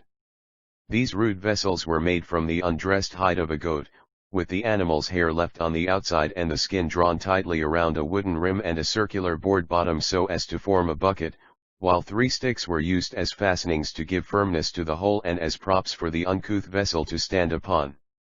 I presume it was from tankards such as these that the hardy soldiers of Cyrus used to drink, before luxury taught them the use of silver beakers and the accompanying vices which sapped away the vigor that had conquered kingdoms. Zurgun remains clear in my memory because of an accident to the postilion, who was seriously kicked, on the return journey, by my pack horse, a vicious stallion, as most of the Persian horses are. At first I thought that the man's leg was broken, but on examining the wound I found that the kneecap was not shattered, though I fear that the injury to the bone may have proved in some way a permanent one. After leaving Zurgun the hard stage of the road began. Nature has thrown up a barrier on the north to protect the approach to her chosen city of Shiraz, or perhaps to set bounds to the too enthusiastic admiration that might be bestowed upon King Darius on his throne bridge leading into Shiraz from 0UN to the gate of Shiraz 323. Its beauty. This obstacle is in the form of a steep and indescribably stony mountain road winding up and down and hither and thither, past ruined forts and dilapidated habitations, before reaching the stream of Ranabad. This small river was so named after the Buyid ruler, Ran ad-Dawla Hassan, in the 10th century, who conducted its water by special courses to Shiraz and the beautiful suburb Musila. It owes its fame, however, to Hafiz, who sang its praises and compared it with the rivers of paradise. But the Ranabad has now shrunk to so small a measure that Hafiz seems guilty of a strange hyperbole in the verse, "In paradise thou wilt not find the beauteous banks of Ranabad and the rose bowers of Musila." Nevertheless the landscape about the stream is Arcadian, and the scenery calls forth admiration from the rider as he winds his way downward through the mountain glade that lies beyond the stony section of the road. Suddenly through a great notch in the mountains, Shiraz in all its beauty bursts upon the view. It seemed, as I saw it, to rise like an island in a sea of emerald bordered in the distance by purple hills. The coloring was as rich as it was harmonious, and it seemed no longer a wonder that the proud Shirazis have given to the city gateway built here at nature's grander portal the name Tang-i-Aldu Akbar, because the beholder, on viewing such a scene, instinctively cries out God is most great. The panorama was a magnificent one, plain and hills, gardens and cypress groves, towers and walls, domes and spires, were bathed in a mellow light. The vision grew in beauty as I rode forward. The wayside was lined with myriad poppies, the gardens were abloom with the jasmine and the rose, for it was the beginning of May, and the rose had begun to blush a few days before in obedience to the nightingales. One see also the descriptions of Bruges, Imland Dersan, p. 359, and Brown, A tier amongst the Persians, p. 260. 324 Shiraz, the home of the Persian poets, behest her sallow cheek to Incarnadine. The trees were vocal with the note of the hulhul. The setting sun threw long shadows from the tall minarets and slender sarv trees, and Shiraz for the instant was the realization of that Persian Elysium of which the poets sang, and it awaited only the flood of moonlight which swept in after sunset to complete the enchantment. I confess that this is written in a Persian mood. In calmer moments I can pause to consider that the city is not a paradise after all. Ahriman has marred its perfection by his blight, as he did in Aranvej of old.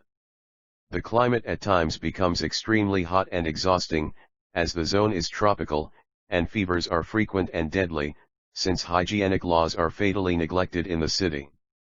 The very architecture of the buildings also leaves much to be desired, and the Shirazis, though pleasure-loving and clever, have a traditional reputation for bigotry and conceit not out of keeping, perhaps, with the official title of the town, which is Abode of Knowledge, DDRLILM.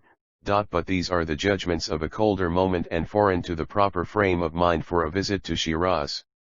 Although the city is the capital of the historic province of Fars and by right of inheritance the successor to the glory of Persepolis, the claim which Shiraz can make to eminence by reason of antiquity is not comparable with that of either Hamadan or Rei in Media of old.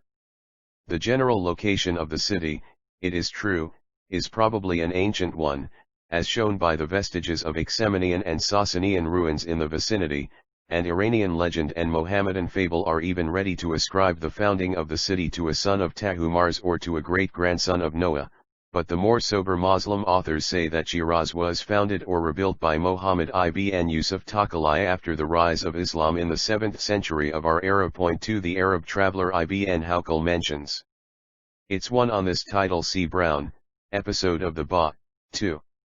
294, and 1, 354, and 2, Cambridge, 1891.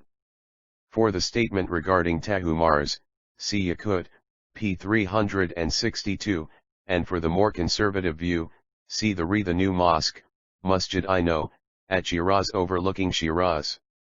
The history of Shiraz 325 Citadel, Kohandiz, in the 10th century, and Yakut, c. AD 1220, states that the Buyid ruler Abu Kalanjar Sultan ad-Dawla fortified Shiraz with strong walls in the 11th century, AH 440.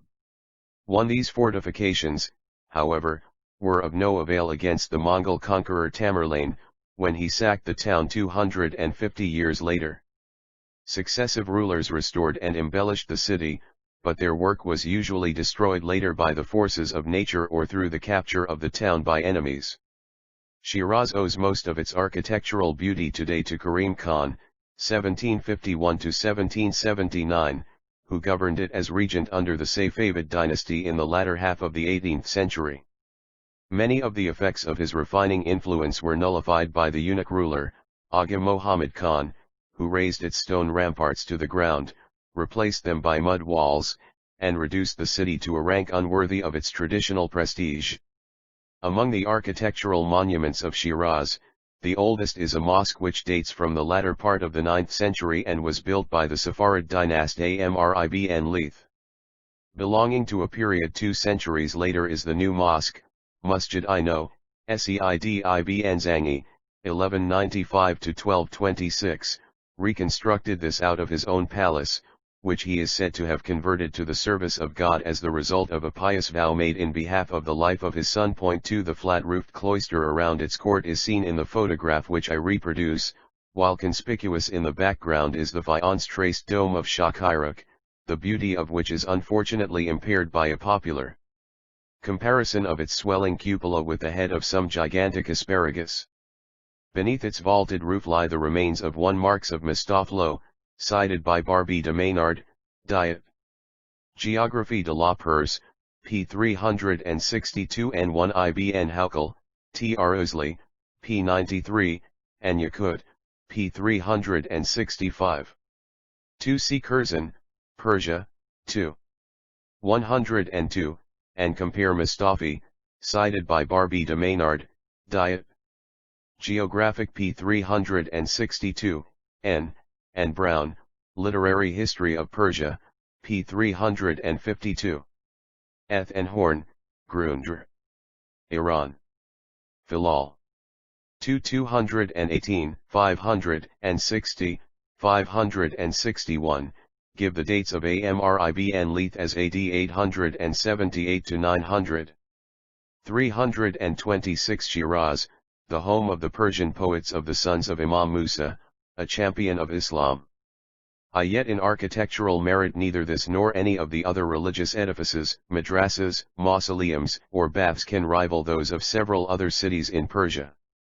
The Grand Bazaar, Bdzdribajcll, Regent's Bazaar, is a fine structure, due again to the munificence of Karim Khan, and it carries on a fairly flourishing trade, but the caravansarais are not particularly spacious, nor are the streets of the city beautiful. The Arc, or Citadel, on the other hand, is rather imposing. The best constructed of the modern buildings in the town is that occupied by the offices of the Indo-European Telegraph Company.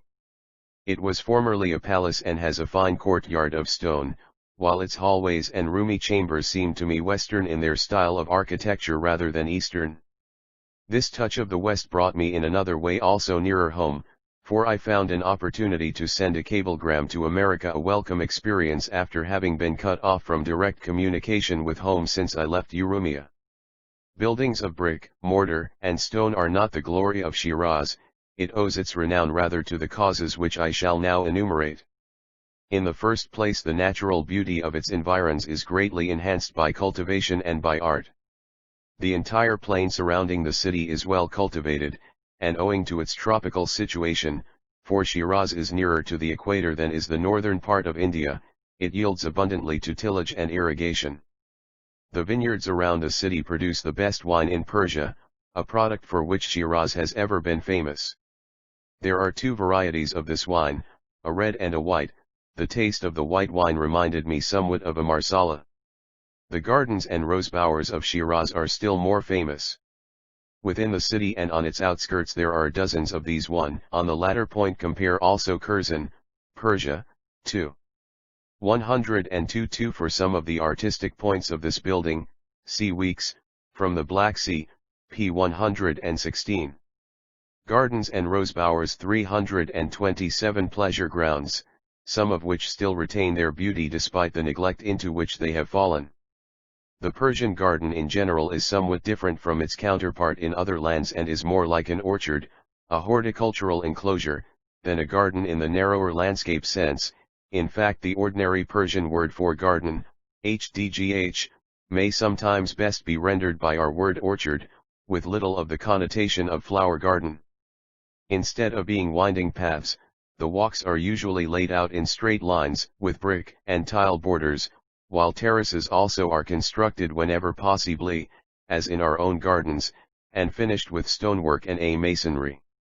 Reservoir of water, even if its basin be only a small tank, necessarily graces the area, and luxury may add a fountain and cascades falling over stone slabs, but water is a precious article, and lavishness in this regard is equivalent to extravagance, even if nature responds liberally to the smallest drop of the precious liquid. Shade trees like the poplar, callum, willow, hld, cypress, sarv, plane tree or sycamore, chindra, line the walks or mark off the grass plots, while the shrubbery varies considerably according to the latitude. The main road into Shiraz from the Allahu Akbar gate, is lined on either side with gardens, two of which on the east, the Ahahul 1040 bodies, and the Half 107 bodies, are rather large pleasure groves and a resort for dervishes, and may be seen in the photographic reproduction, with the tomb of Hafiz in the background. On the western side there are corresponding enclosures, and one of the most characteristic of these is the Bdghi Takht, Garden of the Throne, to which I paid a special visit. It stands on rising ground overlooking the city from the northwest, and was laid out by the victorious Qajar ruler Aga Muhammad I for illustrations of Persian gardens. See Mumford, Glimpses of Mod Persia in House and Garden, 2. 175 to 191, 360 to 373, Philadelphia, 1902. 2g. Also the comments of E.G. Brown, J. Tier amongst the Persians, p. 278.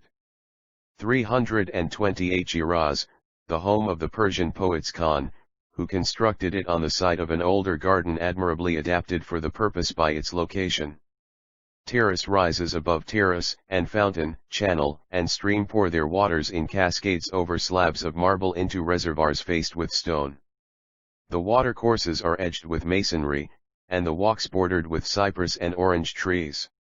At my time of visit the large reservoir in the center was full, though the cascades no longer flowed, and I understand that in the drought of summer everything dries up and dust prevails everywhere.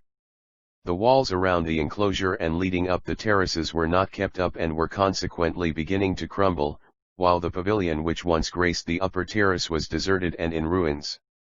Yet there remained enough of bygone luxury to tell how beautiful this little Luxembourg must have been formerly, and it still offers to the Shirazi an attractive place to visit in the cool of the evening.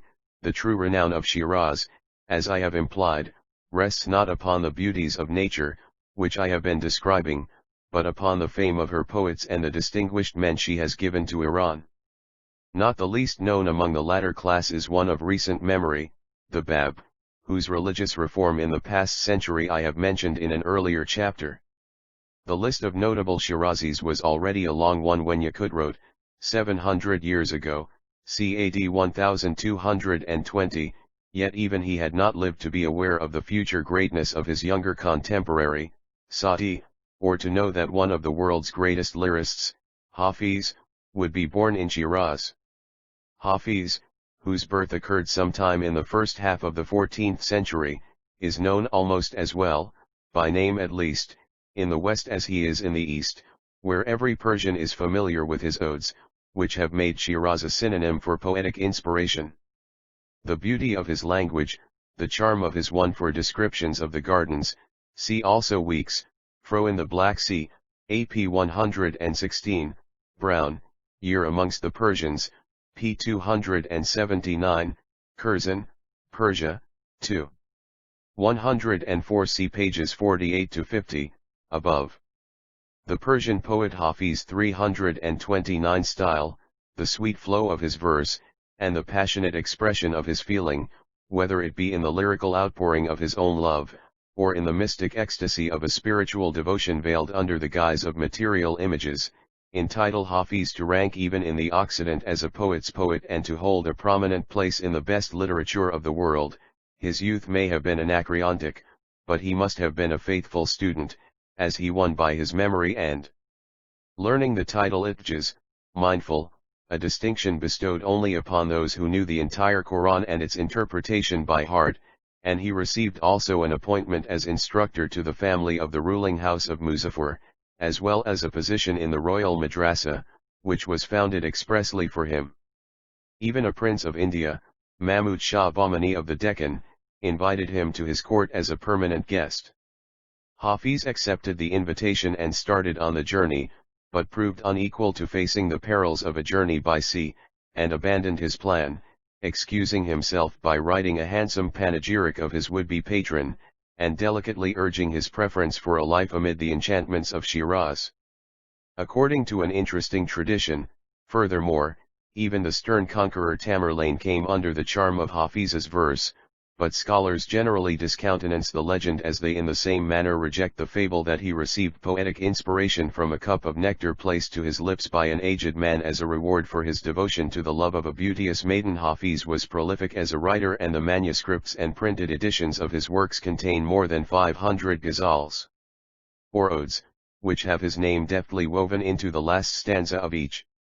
Regarding the poetic merit of his verses there is no question, but there exists, as there existed even in his lifetime, a diversity of opinion regarding the interpretation. My 1c article Hafiz, in Warner's Library of the World's Best Literature, 12.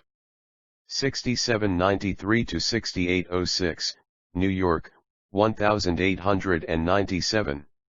2 Gge Sir Gorosly, Notices of the Persian Poets, pages 35 to 37, London, 1846.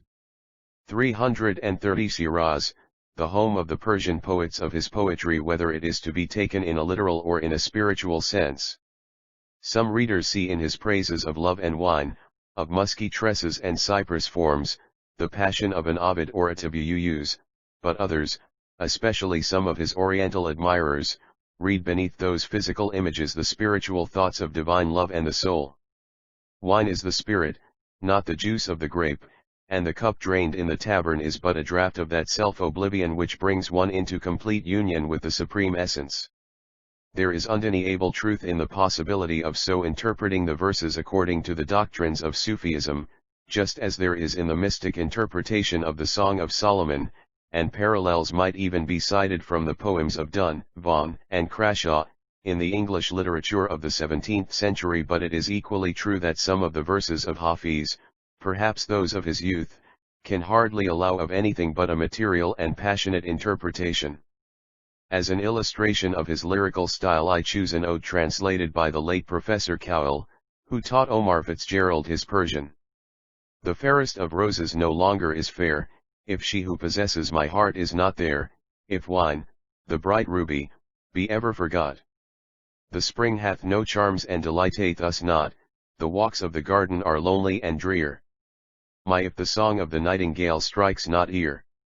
The cypress may wave, and the roses may bloom, but in vain if the queen of my heart does not come. The wine and the roses are charming, I own, but if she is absent, the charms are gone. The most lovely designs which art can devise, without my fair mistress delight not my eyes. O Hafiz, thy life is but useless at best. Scarce worth a niver to be thrown to a guest. The peculiar structure of Hafiz's verse and his repetition of rhymes has been well imitated in some English renderings by Mr. Walter Leaf. I reproduce the latter's translation of 1 Professor Cowell's Life and Letters, p. 24, London, 1904. Cultivated fields abound, Shiraz gardens Akhund Shiraz, the poetry of Hafiz. 331 of the poet's best-known odes, a favorite especially because of its refrain Tija ha Tija no ha no. Asterisk minstrel, awake the sound of glee, joyous and eager, fresh and free, fill me a bumper bounteously, joyous and eager, fresh and free. Oh, for a bower and one beside, delicate, dainty, there to hide kisses at will, to seize and be joyous and eager, fresh and free. My sweet is dear, a thief of hearts, bravery, beauty, saucy arts, odors, and unguents, all for me, joyous and eager, fresh and free. How shall the fruit of life be thine, if thou refuse the fruitful vine? Drink of the wine and pledge with me, joyous and eager, fresh and free. Call me my saki silver-limbed, bring me my goblet silver-rimmed, fain would I fill and drink to thee, joyous and eager, fresh and free. Wind of the west, if e'er thou roam, pass on the way my ferries home. Whisper of Hafiz amorously, joyous and eager, fresh and free. The opponents of Hafiz maintained that his philosophy of life was too much akin to free thinking and his scorn of the outward semblances of piety too undisguised, to say nothing of lax verses on wine-bibbing and odes perfumed with the tresses of his loves, so that when he died, in 1389, this feeling found open expression among the mullahs, who refused to accord to his remains the last rites due to a true Mohammedan. Controversy arose, and to settle the question it was agreed to leave the solution to the poet's own writings. Number of his verses were taken at random and a child was selected to draw one of these out of an urn. Happily the stanza read, "Forbear thou not to shed a tear compassionate on Hafiz bier. For know that though now deeply immersed in sin to paradise he yet shall enter in." The omen was favorable, Hafiz was granted a Mohammedan burial, and his tomb, the Hafiziyah, has since become a shrine for pilgrims from far and near. One leaf, Versions from Hafiz, an essay in Persian meter, p. 23, London, 1898, of. Also Payne, Hafiz, 1. 45 to Ode 60. 7 JCF Payne, Hafiz, 1. 76 332 Shiraz, the home of the Persian poets. The sepulchre lies about 2 miles northeast of the city, and a short gallop, after we leave the outskirts of the town, brings us to the walled enclosure that surrounds it. Passing through the gateway we find ourselves within a spacious square bordered on 3 sides by low buildings, which afford shelter for priests, dervishes, and pilgrims. The area is shaded by poplars, cypresses, and maples, and beneath their shadows a small reservoir is seen. The tomb of Hafiz stands in the middle of the garden and is surrounded by a number of graves, since burial near the poet's dust is now a special privilege.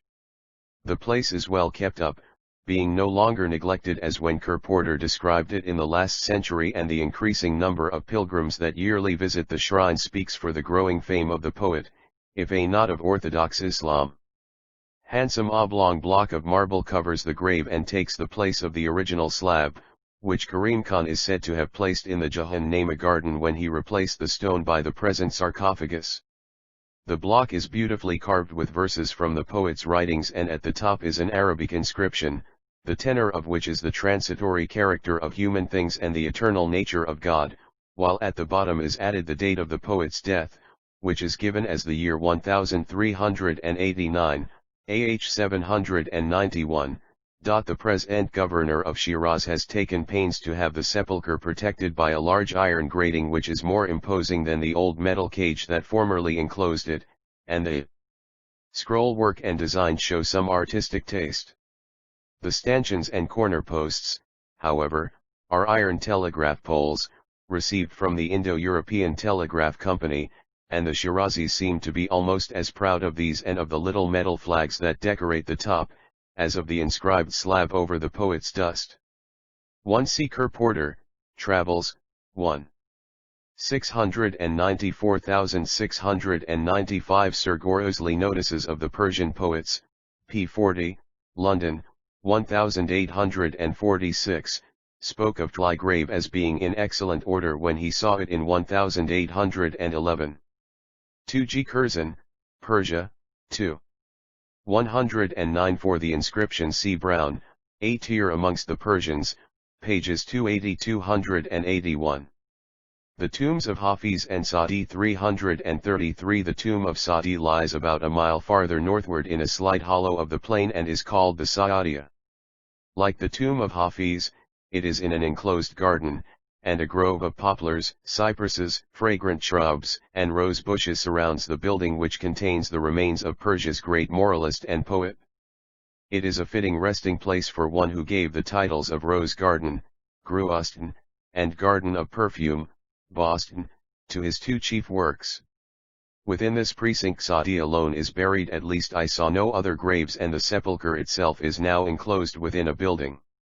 The chamber in which the sarcophagus stands is entered through a stout door, and the poet's remains lie in a heavy stone case surrounded by a metal network.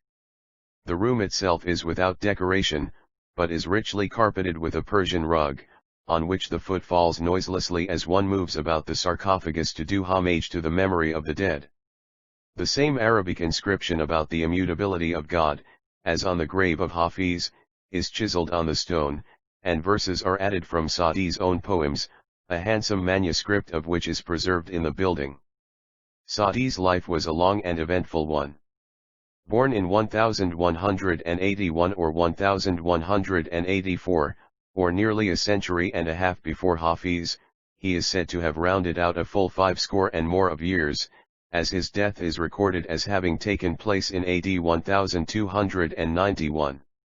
Although we may be uncertain with regard to dates, we know that his life was one of many experiences, and that he was a man widely traveled. He had journeyed east, west, north, and south throughout his own country, and had made more than a dozen pilgrimages to the shrine at Mecca, besides traveling in India, Asia Minor, and Africa. On one occasion he was taken prisoner by the Crusaders in Tripolis, enslaved, and set to digging in the trenches. The story goes that a wealthy merchant of Aleppo took compassion on his wretched plight, ransomed him for 10 dinars and later gave him his daughter in marriage with a dowry of 100 dinars. The marriage, 334 Shiraz, the home of the Persian poets, did not prove a happy one, owing to the wife's bad temper, and once she reviled him with the reproach, "Art thou not the slave whom my father bought for 10 dinars?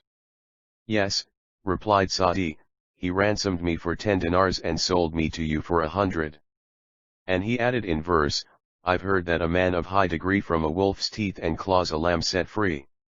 That night its throat he severed with a knife, when thus complained the lamb's departing life, thou from the wolf didst save me then, but now too plainly I perceive the wolf art thou. As Sa'di in the Gulistan tells the story about himself, it can hardly be thought gossipy to repeat it. As a literary work, Sa'di's Gulistan is a storehouse of anecdotes as well as wise maxims, good counsel, and poetic thought. In this didactic work of mingled prose and verse, the author himself says that the discourse is combined with pleasantry and cheerful wit, the pearls of grave counsel are strung on the thread of diction, and the bitter medicine of advice is blended with the honey of mirthful humor. Some of the stories are truly amusing, and the substance of one or two is worth giving as an example of Oriental humor, for the Persians possess a sense of humor, with which they are not always credited. Almost modern in its point is the anecdote of the man whose disagreeable voice in reciting his prayers in the mosque was annoying to everybody. One day someone asked him how much he was paid for reciting. Paid? He responded, I am not paid. I recite for the sake of Allah. Then, replied the other, for Allah's sake don't. A sequel in the same vein is told by occasional value of a disagreeable voice. Saadi, to prove the a certain muezzin in the mosque had so harsh a voice that his call to prayer only kept the worshippers away from service. The prince, who was the patron of the mosque, being tender-hearted and not wish one Saadi, Gulistan, Tr. Eastwick, pages 101 to 102, 2d ed., London, 1880. Some anecdotes from Saadi 335 to offend the man, gave him 10 dinars to go somewhere else, and the gift was gladly accepted. Some time afterward the fellow returned to the prince and complained that an injustice had been done him by the smallness of the donation, for, said he, at the place where I now am, they offered me 20 dinars to go somewhere else and I'll not accept it. Oh, laughed the prince, don't accept it, for if you stay longer they will be glad to offer you 50. A single other illustration of Persian humor from Saadi may be added. The point of the story is this: man who was suffering from inflamed eyes went to a horse doctor for treatment. The veterinary gave him some of the salve that he used on animals and the man lost his eyesight. He then brought a suit in court to recover damages. The judge, after weighing the evidence in the case, handed down his decision as follows: there are no damages to be recovered. The man would never have gone to a veterinary if he had not been an ass. This and a score of other instances might be cited to show the light touch of Saadi's wit beside his acknowledged poetic talents. His rare gift as a poet is seen particularly in the Boston and in the Divan, a collection of his short poems in the lyrical strain, which justify his title of the Nightingale of Persia. Some of the metrical stanzas in the Gulistan are gems of poetic thought, and as an example of Saadi's fancy I quote from it the following lines, which show his fineness of imagination and delicacy of touch. I saw some handfuls of the rose in bloom, with bands of grass suspended from a dome. I said, what means this worthless grass, that it should in the rose's fairy circle sit? Then wept the grass, and said, be still. And no, the kind their old associates ne'er forego. Mine is no beauty, here, or fragrance true, but in the garden of the Lord I grew. The hills beyond the grave of Saadi and to the east of the one Saadi, Gilisti, Tr. Eastwick, p. 115. 336 Shiraz, the home of the Persian poets Ayuahu Akbar Gate, possess one or two points of interest that may be mentioned. One of these is a large hollow in the rock, partly natural and partly artificial, called from its shape the cradle of the demon Kaftra Ibib, although its precise origin is not known. The other is a ruined structure situated somewhat east of it and known as Bandar's fortress, Kappa-i-Bandar, which is supposed to be the remains of a Sasanian castle. Near this are two very deep wells, one of which is known as Al's Well, Chdhi Murtaza Ali, and described as a pool at the bottom of a series of steps surmounted by a building which gives the place the character of a shrine. It is said to occupy the place of an old fire temple, and the story goes that the well sprang up as a miracle to quench the flame of the old Zoroastrian faith when the true religion of Mohammed came into Persia. There are also some Achaemenian remains about 4 miles southeast of Shiraz, and still farther beyond there are some sculptures of Sasanian kings who were Zoroastrians, but I did not inspect them. My allusion to Zoroastrianism leads me to speak of the so-called Ghabbars, or fire worshippers, of Shiraz, as the city knew only their religion in Sasanian times, whereas scarcely 50 of their faith now live there. I took the earliest opportunity of sending to Rustam Shah Jahan, the leading merchant among them, the letter I carried from his brother in Isfahan. He occupied a shop adjoining the main bazaar, and as I entered the room behind the outside booth, I found a number of persons. A1C Brown, Year Amongst the Persians, p. 286, Curzon, Persia, 2. 108, Kerr Porter, Travels, 1. 698. The earliest notice that I have seen of these ancient monuments is in Masudi, AD 943, Ismaschoor, ed. Barbey de Maynard, 4. 79. They have been described by various writers, among them Kerr Porter, Travels, 1. 698 to 706, and Curzon, Persia, 2. 95, and 2, and have been drawn by Flandin and Coste, Voyage en Perse, Ancien, 1. pi. 55, and photographed by Stahls, Persepolis, 2. pi. 96, cf. Also Peru and Chippies, Histoire de vie art, 5. 754. The precise number at the time of my visit was 42, according to the statistics I subsequently obtained at Tehran from the Secretary of the Society for the Amelioration of the Persian Zoroastrians. Asterisk see pages 274 to 275, above. The Zoroastrians of Shiraz 337 gathered there. Remembering my Isfahan experience and knowing that Shiraz was Islamitic to the extreme of fanaticism, so much so, that some of my friends later expressed surprise that my body servant did not meet with persecution there, as he was a Christian convert from Mohammedanism, I began by making commonplace observations and inquiries in Oriental style, until I should be surer of my ground, and only indirectly my indicating interest in the religion. In this case, however, I found there was not the slightest occasion for reserve, as my host Rustam had been prepared by his brother's letter, and he told me that all the persons who were present were Zoroastrians, so that we could speak without hesitation on religious matters. From the conversation I learned that the Zoroastrian community in Shiraz keep up their religious observances and beliefs, in a general sort of way, but not so strictly as at Yezd and Kerman. They have no regular dastur, or high priest, nor have they any fire temple, whereas in antiquity there must have been at least one Pirium at Shiraz, as is shown by the remains of an ancient Attish Kata which a Mohammedan pointed out to me on the hill overlooking the city. No Dakama, moreover, is kept up by the Zoroastrians of Shiraz, although this could hardly be expected in so small a community, and it is their practice to inter the body in the earth, placing stones around it and over it. They possess no manuscripts of the Avesta, so far as I could learn, but they encouraged me in my hope of finding copies at Yezd, the chief center of the Persian Zoroastrians, and told me that I would there meet the chief priest of the faith and be able to learn from him more about religious matters. Despite their lack of knowledge concerning their creed, and it would be unreasonable, perhaps, to expect merchants and traders to possess technical information on theological points, I was favorably impressed by these believers in Ormuzd.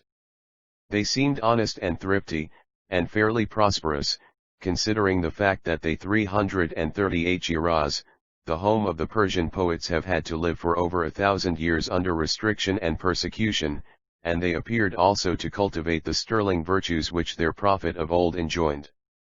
This fact made me more anxious than ever to visit Yezd, so I began my preparations for departure on the third day, bidding adieu to them and to my Christian hosts at the English mission, as well as to other friends.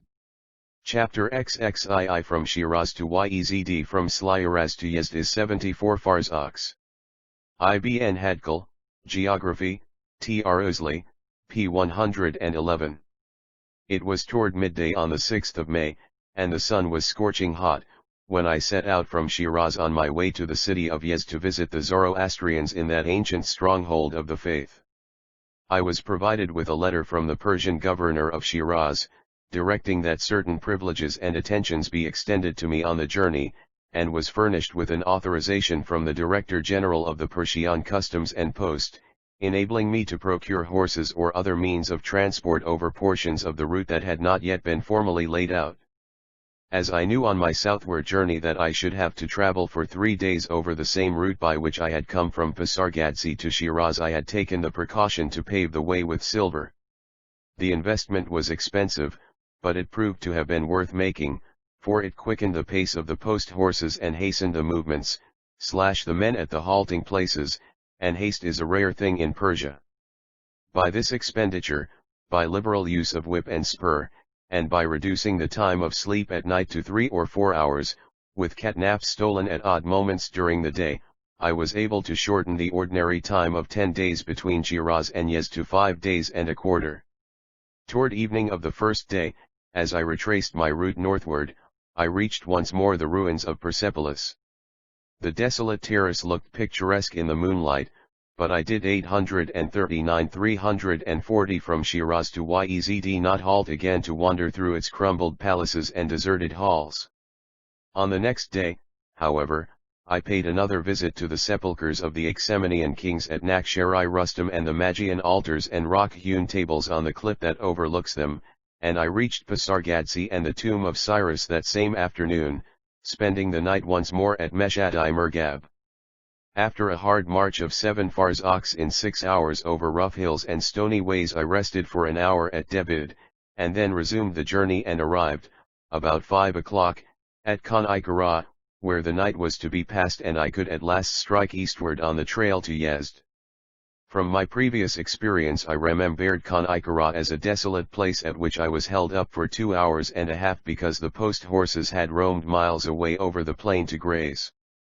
The interval till their return I had spent in a wretched hovel surrounded by natives in a dazed condition from opium smoking, the unfortunate effects of which common vice are only too frequently seen in Persia. My present impression was more pleasant, as I was conducted to a fairly comfortable little house, not far from the caravanserai, where I could spend the night. There was a small but pretty garden at the rear of this simple abode, the fruit trees were in full blossom, and everything looked cheerful in the light of the setting sun. I hardly had time to dispose of my pack and arrange my camp bed for the night, before the head man of the village paid me a visit. He had come for medical aid, he said. His wife was suffering from toothache. I prescribed as best I could from my limited stock of drugs, but I soon became convinced that the real patient was my visitor himself and that he hoped he might have some arrack and tobacco added to the prescription. I yielded to his broad hints so far as the tobacco was concerned, for I had 1 or 2 cigarettes left in my case, but I omitted the spirituous part of the remedy, probably to my visitor's regret. From Debid to Khan-i-Kara, opium smokers from Shiraz to Abarca 341. The night was short, as Persian nights are in the spring, and when one is trying to make time, it is necessary to rise long before 3 o'clock in order to start from the caravanserai by daylight. In fact, I saw more sunrises in Persia than I might ever expect to see again in all life. Darkness was melting into dawn when I found myself again in the saddle, with a cavalcade of 5 horses and 3 foot guards to accompany me over the barrier of mountains that lay between Khan-i-Kara and the sandy deserts of Abarca and Yezd. The scenery for a time was superb. Steep ascents, deep ravines, narrow gorges, and wild passes succeeded each other in great variety. One welcome excuse for rest and refreshment was found at the foot of a rocky height, where a crystal spring pulsed up with cool water, offering the last chance for a drink before crossing the desert to Abarca. Leaving the great ridge behind us and dismissing most of the guards, as they were no longer needed, for Persian highwaymen operate chiefly in the mountain passes, we entered upon the arid tract marked on the maps as the sandy desert, whose barren stretch as far as Yezd is broken only by the oases of Abarca and Deshur and the mountains beyond the latter. The town of Abarca, or Abarga, Aharhuke, is evidently of great antiquity. The Persians in earlier and later times have commonly pronounced the name as Barka or Warka, understanding it to signify upon the mountain, or over the mountain, especially when speaking from the standpoint of the desert towns that lie beyond it and are separated from it by hills. The 10th century geographer Istakri, CAD 950, describes the town as follows: Abarca, or Warka, is a fortified city, densely populated, and of about 1/3 the size of Istakhr. The houses are lattice-worked, so my informant, Kadabak Sharia of Yezd.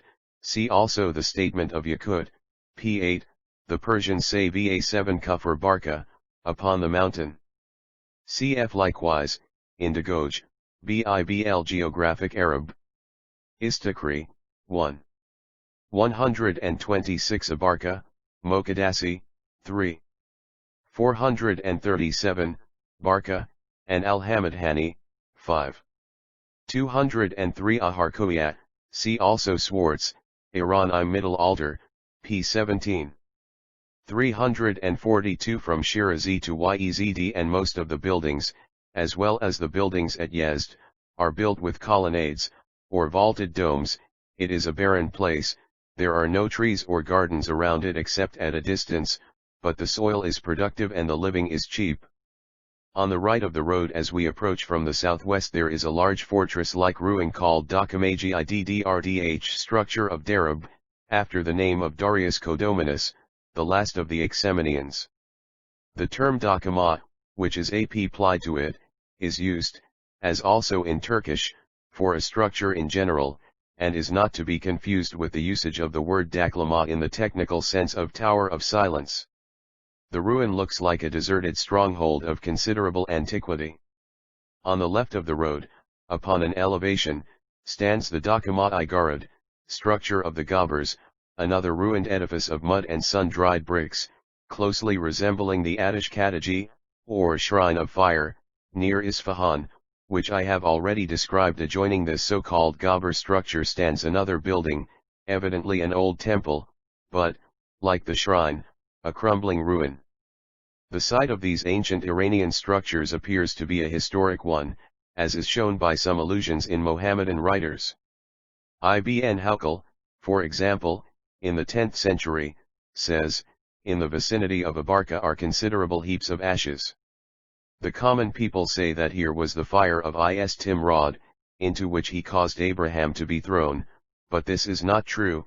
The fact one the Arabic expression mustabakat al-bind, of netted work buildings, seems to allude not to the crowding together of the houses, but to the open or trellis work style of architecture seen in the front of the building.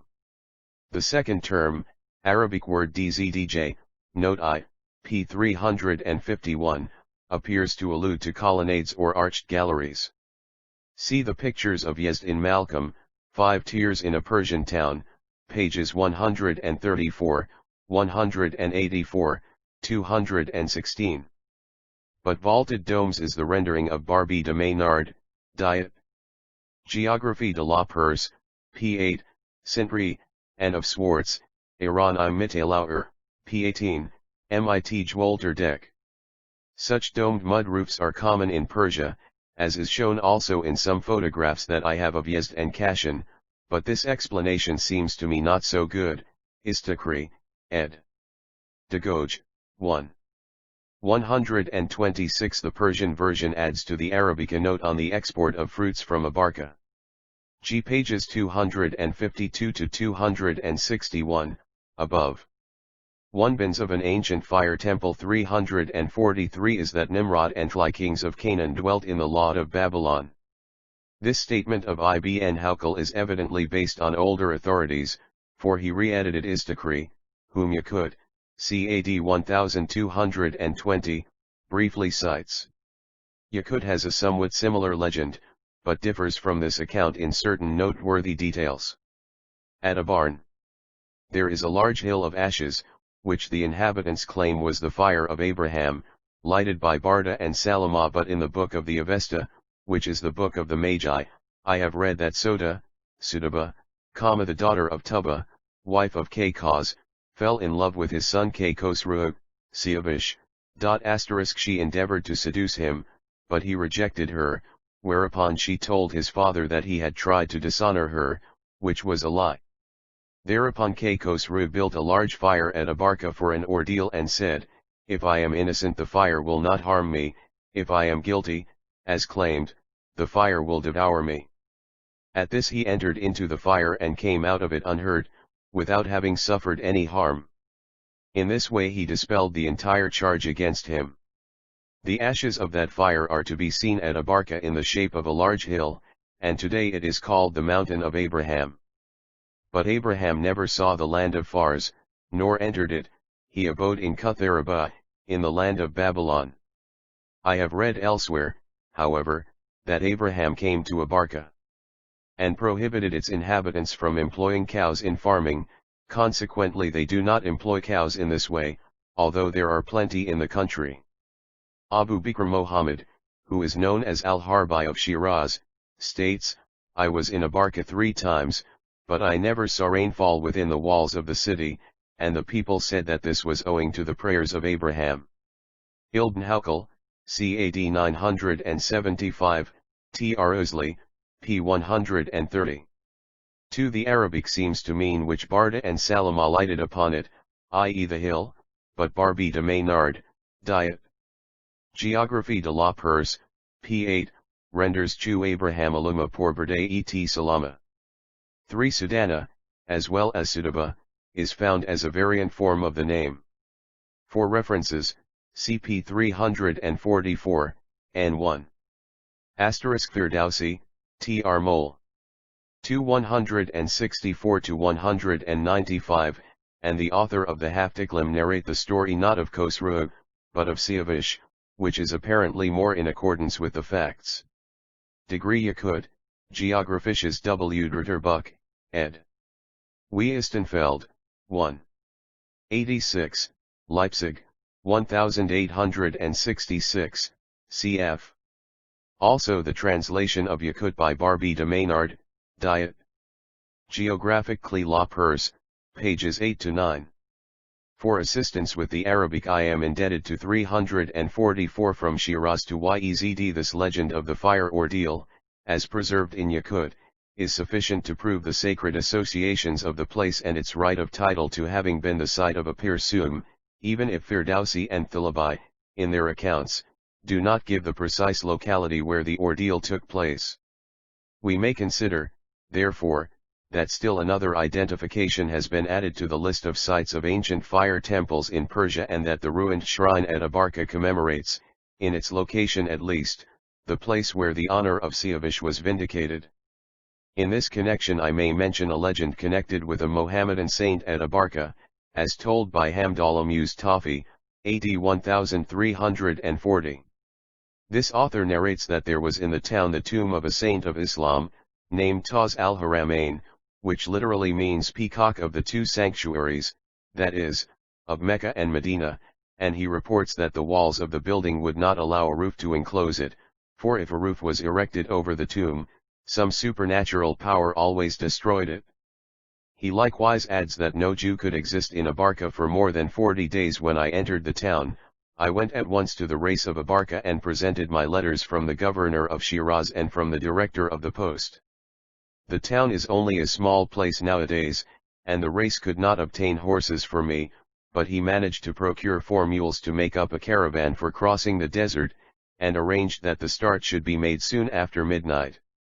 This gave me time to rest in the afternoon, which I spent looking out from the window upon a little stream bordered with sycamore trees whose branches rang with the song of birds. When evening came, I fell asleep and did not wake until midnight. After some the kindness of my colleagues Yalian Nan and Godheil. 1. For the well-known account of Sudaba and Siavish in Tirdasi's Shah Endma, see the translation by Mole, 2, 153-195, and compare Thilabai, Histoires des Sots des Perses, Tr Zotenberg, pages 171-186. G. Hamdallah Mustafi, Nuzat al-Qasda, L 174 grams, cited by L. E. Strange, J. Bayes. 1902, p. 519, N1. A.OIVCCRT. RD, /Z-*ISTVX, I/U/X, letter of convoy from the governor of Shiraz across the desert to Deshur. 345 delays. We finally got our company of mules, muleteers, and guards underway and resumed the journey. The moon was flooding the sky with a soft oriental light, and the nightingale was singing in the tamarisk bush behind the mud walls as we threaded our course through the narrow streets. The outskirts of the town were presently left behind, the roads began gradually to merge into sandy trails, and an hour later the swiftly rising sun had brushed aside the silvery veil of night and gleamed over the desert, upon which we had entered. From this point on, for 14 farsakhs, or nearly 50 miles, the track led straight across an arid waste marked only by hoof prints in the snowy sand and by skeletons of beasts of burden that had fallen by the way. The air was warm, but not excessively hot, and every now and then a breeze sprang up, sweeping powdery whirlwinds off into the distance to perish in the sand that gave them birth. Mirage after mirage arose to surprise the eye and give play to the fancy, thus relieving the tedium of the march. Once in a while the beaten track forked for a mile or more, but the two branches always rejoined, pointing again toward the oasis town of Deshur, which, though miles away, was our nearest goal. There was little need for guides and none for guards, so we dismissed a part of our company of attendants, but could not spare the muleteers, who found plenty to do in keeping our unruly animals in order. The pack mule kept bolting from the track at the most unexpected moments, and had constantly to be recaptured and brought back to the train. My own beast was always ready for rebellion at the slightest provocation, and I narrowly escaped having my skull fractured by his heels. A halt had been made in the ankle-deep sand, and, as I was remounting, the badly girt saddle slipped and I was thrown under the beast's heels, with foot caught in the stirrup. A shower of terrific kicks, resembling those seen in comic pictures of the Mississippi Mule, filled the air. I was bruised, dragged, and torn, but I managed to shield my head from the 346 from Shiraz to Yezd vicious animal's hoofs, and he was finally reduced to subjection. The sun was well on its way in the western sky when our long, heated march of nearly 14 hours, without a drop of water to drink, ended at the green oasis of Deshur. The lord of the town extended a kindly welcome in Oriental fashion and provided a hearty meal, served by his Persian servants, one of whom was a eunuch slave. He then conducted me to the terrace on the roof to show me the view over the oasis, the desert, and the hills beyond, expressing a doubt whether any land could compare in beauty with Iran. I appreciated his enthusiasm, even if I did not fully share in it. He inquired about my own country, the location of which I could best convey to his mind by describing it as a far-off land, many thousand farsakhs distant, and explaining that 8 days of the journey had been across the Black Water, whereupon he at once exclaimed Yankeldunid, which means literally New World in Persian, whereas the term America conveyed nothing to him. He commented upon my tanned face, which was almost as dark as his own, and talked about the life at Deshur, which, it appeared to me, must be rather monotonous.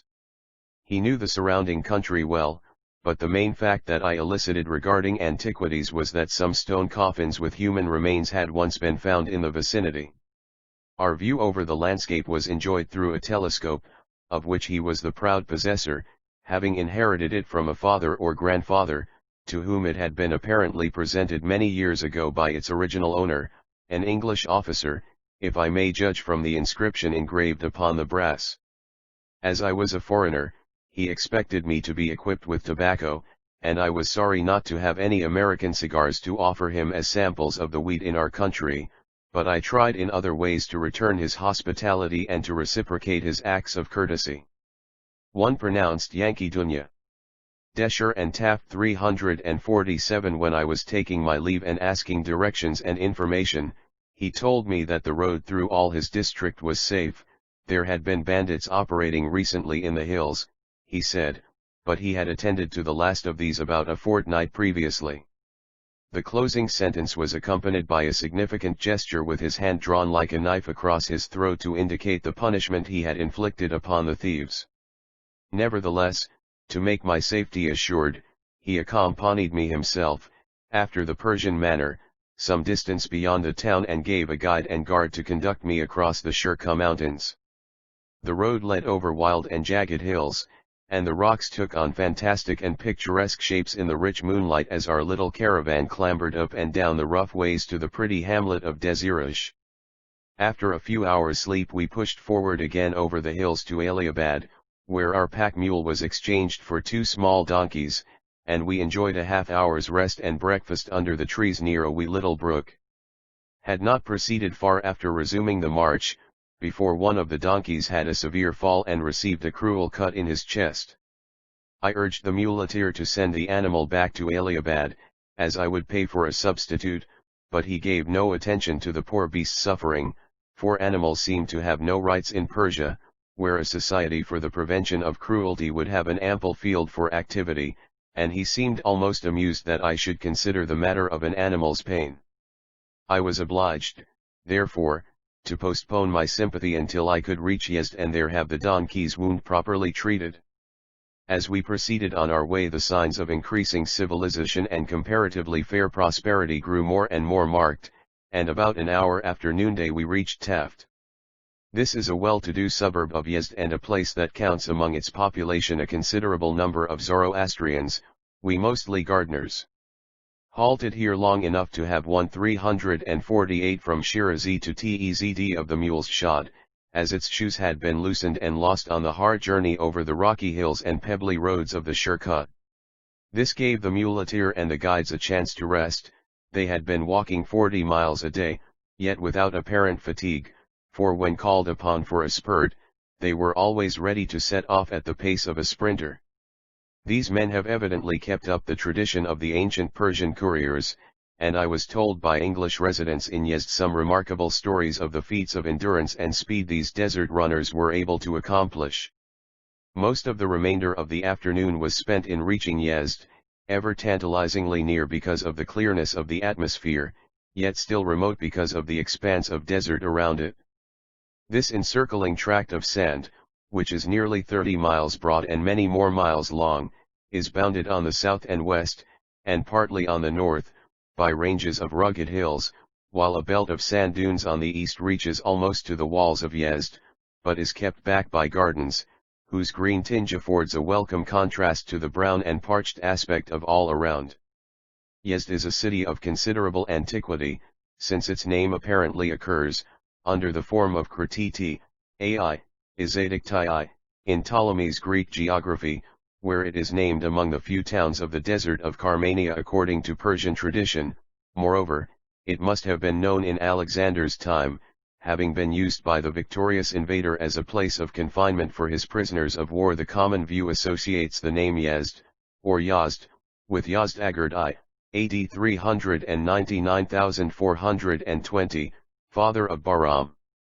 Gore, probably as the rebuilder rather than the original founder. 1 Ptolemy, Geography, 6.62. This name is not to be confused with Istakhr, Curzon, Persia, 239.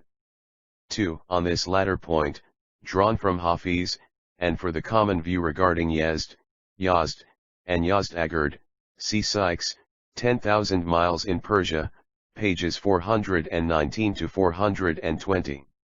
For remarks on the name of Yezd and Katha, see note I at the end of this chapter, p. 351.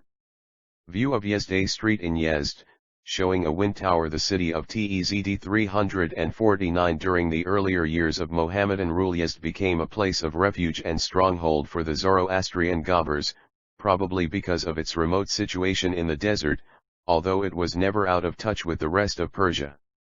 The first European known to have visited it was Marco Polo in 1272, who calls it the good and noble city of Yezd. The Italian friar Odoric of Pordenone, who came here about 50 years later than Marco, speaks of the town as Geth, Jest, or Lest, too, and Joseph a Barbaro, the Venetian, 1474, writes the name as Le or Gex.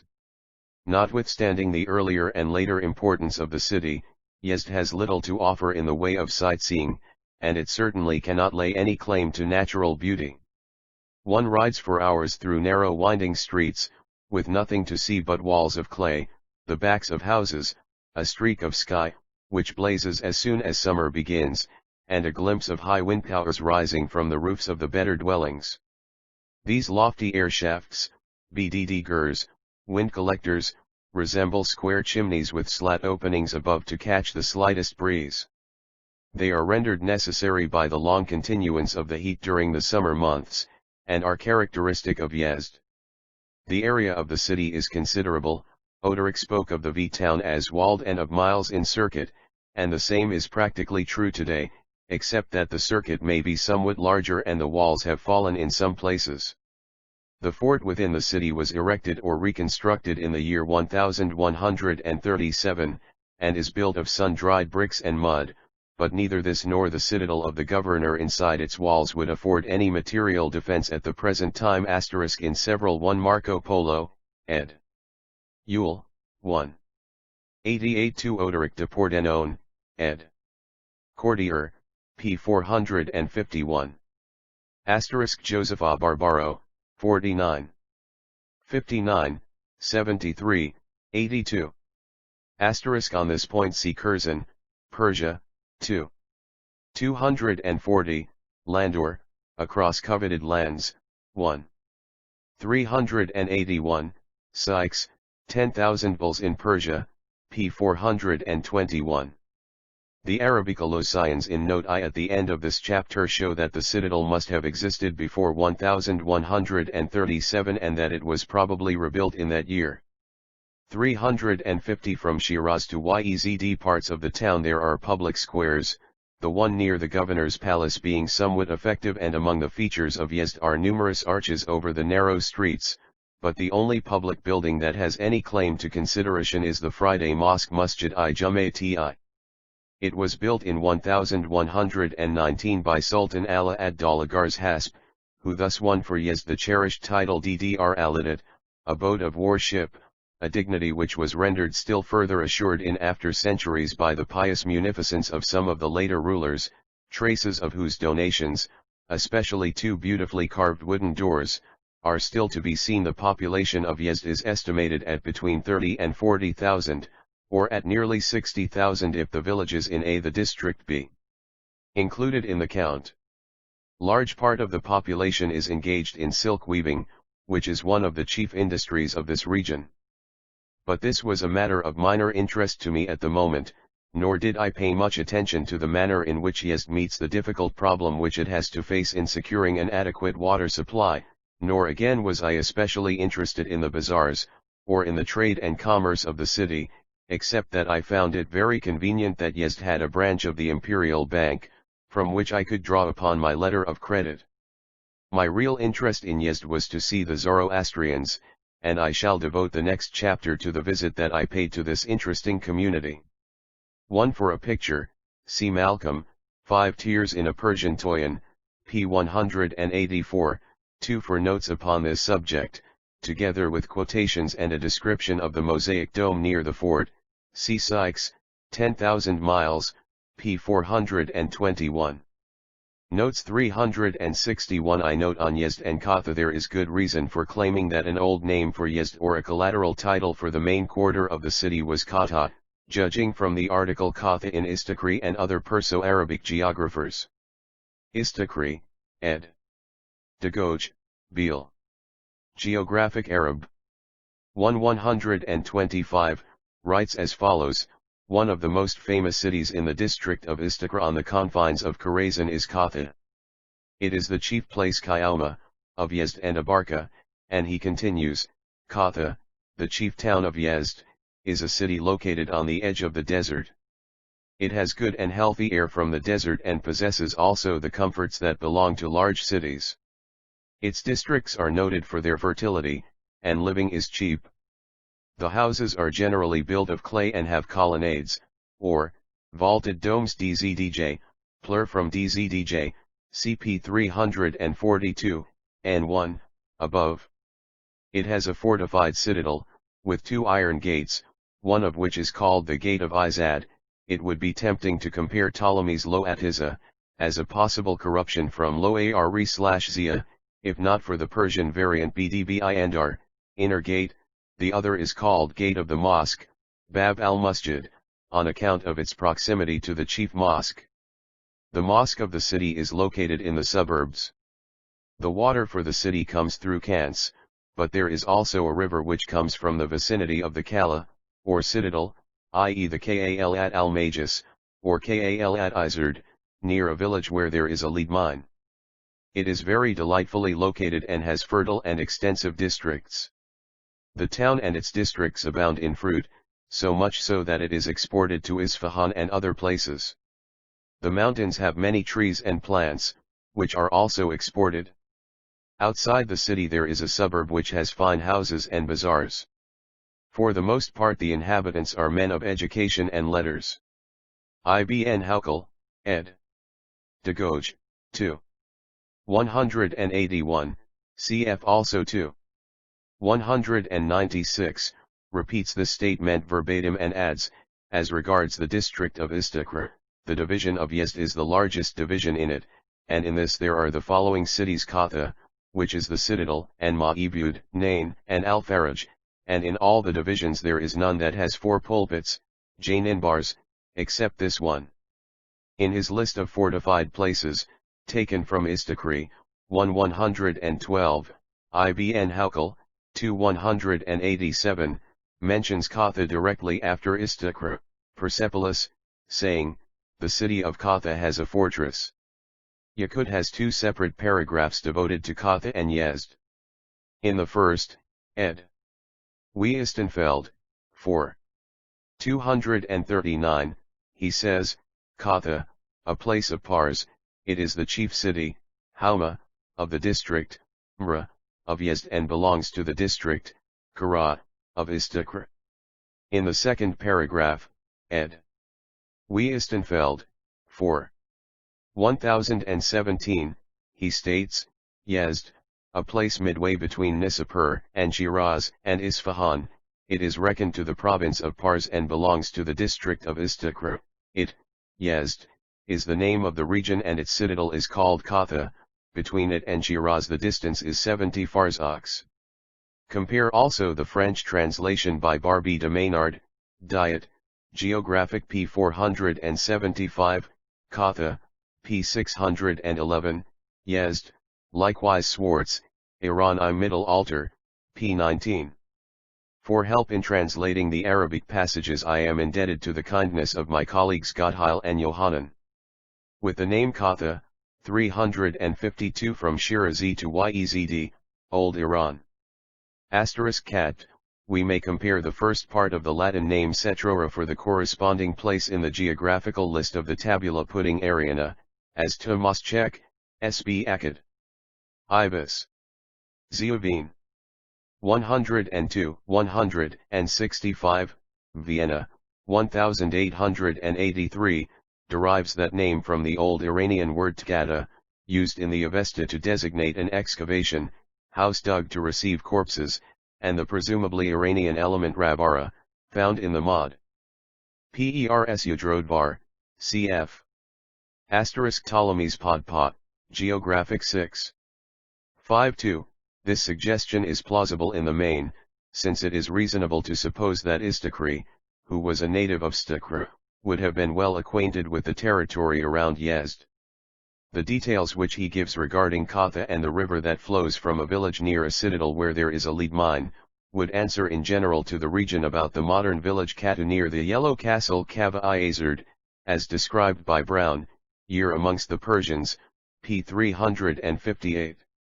I find the identity of Katha and Yezd accepted also by L. E. Strange, Lands of the Early Caliphate, p. 285, Cambridge, 1905, but Kadabakshir Baram Rice writes me that the name Katha seems to be absolutely unknown in Yezd, although there is a large village called Kato or Kathu about 20 farsakhs south of the city. Proof sheet edition. To note on 2 old itinerarios from Shiraz to Yezd I add 2 old itineraries, the one by an Oriental, the other by an Occidental, covering in part at least the route followed in this chapter. The first is by the Arab geographer Istakri in the 10th century and reads as follows, ed. De Gauge, 1.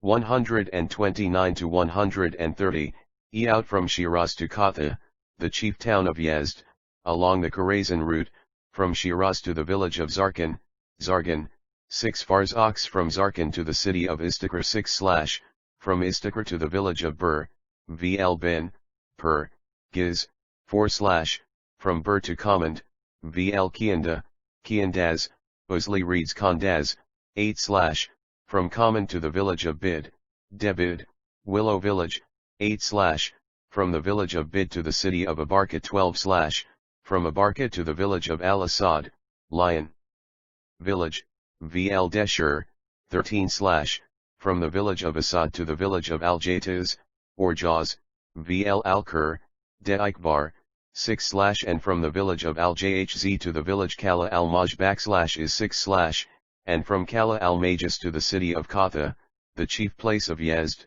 5/. The second is the memorandum of the route of Josepha Barbaro, in the 15th century, from Persepolis to Yezd, ed. Haklud, 49. 81-82, and it reads as follows: Tromp thence, Iij Dales Ioni, yo come to a town called Dehebeth, Debid, where they vse tillig and making of fustians. 2 days Iomi further yekoi he to a place called Vargari, or Vargan, which in time past hath been a great and a fair town, but at this pnt it maketh not aboam houses, in the which they also vse tillig and making of fustians, as is aforesaid. 4 days Iomi thence ye come to a town called Desher, and Iij days Ioni further another town called Taft, miswritten as taste, from whence following that y another days Igni ye come to Jex, of the which I how made sufficient mention before. Chapter XXIII The Zoroastrians of Yezd from Yezd's eternal mansion of the fire. More, Lala Bulch. Situated amid a sea of sand which threatens to engulf it, Yezd is a symbolic home for the isolated band of Zoroastrians that still survives the surging waves of Islam that swept over Persia with the Mohammedan conquest 1200 years ago. Although exposed to persecution and often in danger from storms of fanaticism, this isolated religious community, encouraged by the buoyant hope characteristic of its faith, has been able to keep the sacred flame of Ormuzd alive and to preserve the ancient doctrines and religious rites of its creed. When the Arab hosts unfurled the green banner with the crescent and swept over the land of Iran with cry of Allah, shout of Muhammad, proclamation of the Quran, fire, sword, slaughter, enforced conversion or compulsory banishment, a mighty change came over Persia. The battlegrounds of Qadisiyah and Nihaban decided not Iran's fate alone, but Iran's faith. Ahura Mazda, Zarathustra, and the Avesta ceased almost to be known. The temple consecrated to fire became a sacrifice to its own flame, and the gasp of the dying Magian's voice was drowned by the call of the muezzin to prayer on the top of the minaret mosque. In a way the Muslim creed was easy of acceptance for Persia, since Muhammad himself had adopted elements from Zoroastrianism to unite with Jewish and Christian tenets in making up his religion. The Persian, therefore, under show of reason 2a 353-354 the Zoroastrians of Yezd or exercise of force, could be led to exchange Ormuzd for Allah, to acknowledge Muhammad, instead of Zoroaster, as the true prophet of later days, and to accept the Quran as the inspired word of God that supplanted the Avesta. The conqueror's sword, inscribed with holy texts in arabesques, contributed its share, no doubt, to making all this possible, but many a Gobber stubbornly refused to give up his belief, and consequently sealed his faith with his blood. The few that sought religious liberty by accepting exile in India became the ancestors of the modern Parsis of Bombay, so often spoken of already, but the rest of the scanty handful that escaped the perils of the Mohammedan conquest found a desert home at Yezd and in the remote city of Kerman, not to mention the straggling few that are found elsewhere in Persia, to prove the exception to the now universal rule of Islam in Iran. Almost immediately after my arrival at Yezd I inquired for the home of Kalantar Dinyar Baram, the head of the Zoroastrian community, which numbers between 8,000 and 8,500 in the city and its environs, but it took me some time to find his house. For nearly 2 hours my tired mules and donkeys threaded their way through dusty, crooked lanes, across camel-filled squares, and in and out of closing bazaars, until we reached the Kalantar's door just as the sun was going down. The dwelling was unpretentious on the outside, as all Persian houses are. Several servants answered the summons of my man, who announced the arrival of a farangl, and I was then ushered into a large, oblong room carpeted with fine Persian rugs. The walls of the apartment were almost without decoration, and the furnishing was confined chiefly to divans and cushions, as in many Oriental dwellings, but on one side there were arranged in Occidental manner a table and some chairs, made and upholstered after European models. The front of one these are the figures given me at Tehran by Mr. Ardashir E. Porter, agent of the Society for the Amelioration of the Zoroastrians in Persia. See also p. 336, and 3, above, p. 376, and 1, and p. 425, below. Seen in Yezd, the reservoir in the Maidan at Yezd. Zoroastrian welcome at Yezd 355. The room seemed almost open to the air, because of the broad doorways and deep windows that ran from floor to ceiling and looked out upon a covered veranda and a court which enclosed a pretty garden with roses and potted plants. Gabber host entered the room a few minutes later. He was a man somewhat over 50 years of age, with a roundish face and grizzled beard, and was dressed in a robe of greyish cloth with a large white cotton sash about his waist. Upon his head he wore the low-rolled turban which is characteristic of the Persian Zoroastrians. I had seen the same style of headgear worn by an Iranian priest from Kerman when I was in Bombay. With genuine courtesy and manifest cordiality my host extended a welcome, and turned aside with a light touch the apologies I offered for my dusty appearance and for entering his room wearing riding leggings as one has to do often in Persia. In the best FDRSL phrases that I could command I explained the purpose of my visit. In Eastern fashion he immediately placed his house and his all at my disposal, and this I found to be no empty phrase of courtesy in his case, even though I could not accept the generous invitation to lodge under his roof, because I had already promised to be the guest of the English missionaries. As soon as the Kalantar learned in more detail the reason for my coming to Yezd, he sent for a member of the community named Kadabakshir Baram Rais, who had studied in Bombay and spoke English fluently, and who was known in Yezd as master because of his attainments. The style of dress of this scholar was similar to the Kalantars, even in the waistband and turban, and his features were of the same general cast, although somewhat sharper. The nose, as in the case of all the Persian Zoroastrians that I met, was rather prominent, but well-shaped. In manner he was modest and courtly, and his face lighted up when he recognized the name he had heard from common friends in Bombay, where my Zoroastrian interests were known. He held a hurried consultation with the 366th Zoroastrians of Yezd Kalantar, and they at once proposed a plan for a conference on the morrow with the high priest and with the spiritual and secular leaders of the Zoroastrian community, setting the time in Persian fashion at so many hours after sunrise. Gifts of flowers were brought in and presented to me as a sign of welcome, and the hospitality of supper was extended in Zoroastrian style. At this meal the host himself declined to take a seat at the table, but moved about, standing now at the doorway and again withdrawing to give directions, but returning to see them carried out. He explained that this was regarded among his people as the true manner of hospitality in olden times, when the master of the house was supposed to be ever ready to serve his guests in person, and he thought that I would best like to have the time-honored custom observed. The number of dishes was perhaps ancient Median in its variety, rather than early Persian. In other words, the abundance of Astyages and not the frugality of his grandson Cyrus, if we may accept the picture in Xenophon's Greek romance as accurate. Hearty broth as first course was followed by lamb, vegetables, and some dishes characteristic of Yezd, with sweetmeats and tea for dessert and some mild wine such as the house of the Magian produced in the days of Hafiz. To converse at table was, I knew, contrary to the Avestan code, but I preferred not to observe this prescription, even in the house of a Zoroastrian, as I wished to use every possible moment to learn more concerning the interesting people among whom we had come. Talked about matters of home life among the Zoroastrians, the size of their community, their relations with Kerman, and the communication they had with their co-religionists in India, until it was time for me to leave for the English mission, where I found a hearty welcome awaiting me. At an early hour the next morning I returned again to the house of my Zoroastrian host. The Anjuman, or synod of leading men in the Gabber community, was assembled to the number of meeting with the Anjuman, or synod 357-18. The chief priest, Dasturi Dasturden, who was named Namdar, happened to be absent in India at the time, but the acting high priest, Tir Andaz, who was his father-in-law, was at home and entered the assembly a few minutes later. He was a tall, handsome man, dressed in robes of pure white, and his flowing beard of snow lent the dignity of age to his kindly face.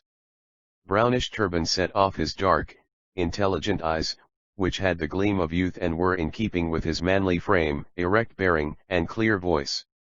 The formal reception in Oriental manner now began, and I was reminded of the description in the Zertshtian of the ceremonies when Zoroaster first appeared before his patron Vishtaspa. Settees and chairs were placed in a large open hall that faced upon the garden court.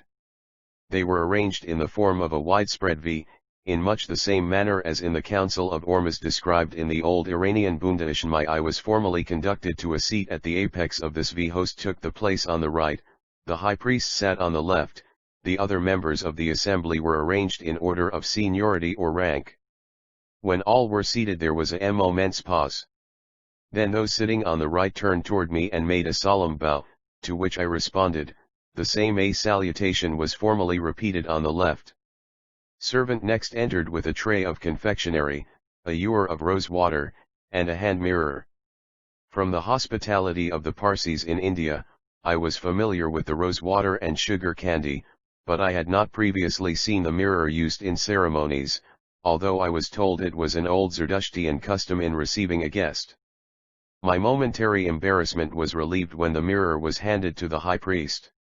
He looked gravely into it, slowly stroked his white beard, on which he poured a few drops of rose water, and then with perfect dignity passed 1c my article in Archiv für Belligenschaft, 1. 364. I have also been told that the Talmud somewhere speaks of Thias as the Parsi manner of sitting at meals, in contrast to the Jewish fashion. 358. The Zoroastrians of Tzd the glass to the next, who did likewise, and so did the others. The sugared bonbons, for which the Zoroastrians of Yezd are renowned, proved very refreshing and served to satisfy that craving for sweets which is felt by travelers in hot and dry climates. Meanwhile a number of the company regaled themselves with snuff, as there seems to be no objection to the use of tobacco in that manner, but only to its being smoked, as that is regarded as a defilement of the fire. The formalities finished, the real conference began, and for 3 or more hours I asked and answered questions relating to Zoroaster and his faith, and concerning the condition of his followers in Persia. 2 manuscripts of the Avesta and some fragments were first shown me. One of these was a fine large copy of the Vendidad Seda, seen by Professor E. G. Brown, when he visited Yezd in 1888, the other was a text of the Isna. The copy of the Vendidad Seda was much the older of the two, and was said to date back about 300 years. The Isna manuscript belonged to the middle of the last century. The third text, incomplete, was a good transcript of the Vishtaspa, which is a comparatively late compilation devoted to the praise of Zoroaster's patron and other worthies of the religion. These were all the manuscripts that could be produced at the moment, and the best informed members of the assembly stated that all their more important manuscripts had been sent to India for safekeeping or for use, and they feared that the chances of obtaining hitherto unknown copies were growing yearly less. I urged upon them the importance of making a careful search, especially among the older families, who might possibly have texts that had not found their way to Bombay, and I have since corresponded one number of these manuscripts which are now in Bombay had already been used by Professor Geldner in the preparation of his edition of the Avesta. I communicated afterward to the Parsi Panchayat in Bombay the facts about the manuscripts I had seen at Yezd and also in Mr. John Tyler's possession at Tehran, as the secretary of the Panchayat had requested from me a report regarding any copies of Avestan texts I could find. Manuscripts of the Avesta 359 with them on the subject, but I am hardly more sanguine about the results of the search than was Westergaard, who visited Yezd and Kerman in 1843. The members of the assemblage naturally ascribed the loss of their texts largely to the persecutions that followed after the Moslem conquest, an instance of which I gathered from an oral tradition current among them. It is worth repeating. About a century and a half after the Arab conquest, or more accurately in the year AD 820, there was a Mohammedan governor of Khorasan, named Tahir, who was the founder of the Taharid dynasty and was called the Ambidextrous, Zul-el-Yamelnian. He was a bigoted tyrant, and his fanaticism against the Zoroastrians and their scriptures knew no bounds. Musulman, who was originally descended from a Zoroastrian family, made an attempt to reform him and laid before him a copy of the Book of Good Counsel, Andar-zi Buzurgmir, named from the precepts given by Buzurgmir, the prime minister of Anushirvan the Just, and he asked the governor for permission to translate it into Arabic for his royal master's edification. Tahir exclaimed, "Do books of the Magians still exist?" On receiving an affirmative answer, he issued an edict that every Zoroastrian should bring to him a man, about 14 pounds, of Zoroastrian and Parsi books, in order that all these books might be burned, and he concluded his mandate with the order that anyone who disobeyed should be put to death. As my informant added, it may well be imagined how many Zoroastrians thus lost their lives, and what a number of valuable works were lost to the world through this catastrophe. Variation of the story, but told of Tahir's son, named Abdullah, AD 828 to 840, and applied to the romance of Bhimik and Ajrod, which is described in its title as a pleasing story, Huhitbiat, compiled by 1C Westergaard, Zendavesta, Preface, p. 21, and 4, and p. 11, and 3, Copenhagen, 1852-1854, see likewise his letter to Dr. Wilson, quoted by Karaka, History of the Parsis, 1. 60. This work corresponds to the Pahlavi treatise Pandnamakai Vazorg Mitroabuktaken, which has survived, see on this point West, Krundr. Iran. Filal. 213. 360. The Zoroastrians of Yezd sages and dedicated to King Anushirvan, AD 531 to 579, is given by the Persian biographer Dalit Shah in his literary notices.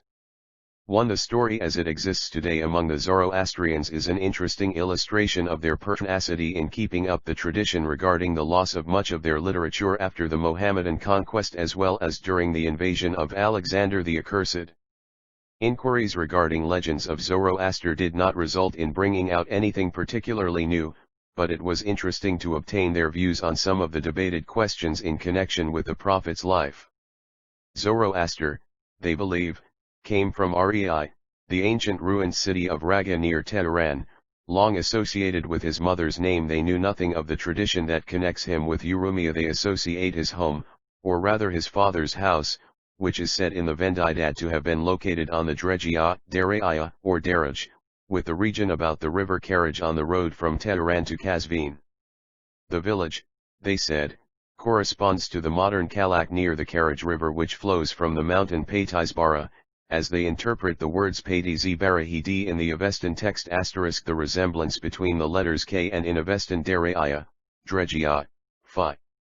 Darai, Pers Daraj, if written in the ancient script, does make this ingenious comparison seem plausible for a moment, especially as the river Karaj itself, a photograph of which I took 3 weeks later when I won C. Dalit Shah, Tadkirat Ash Shuaira, ed. Brown, p. 30, London, 1901, and compare Brown, Literary History of Persia, pages 12, 346 to 347. 2 CP 430, below, and compare my Zoroaster, pages 17, 85, 192, 202. 3C pages 87, 103, above. Asterisk CVD 19.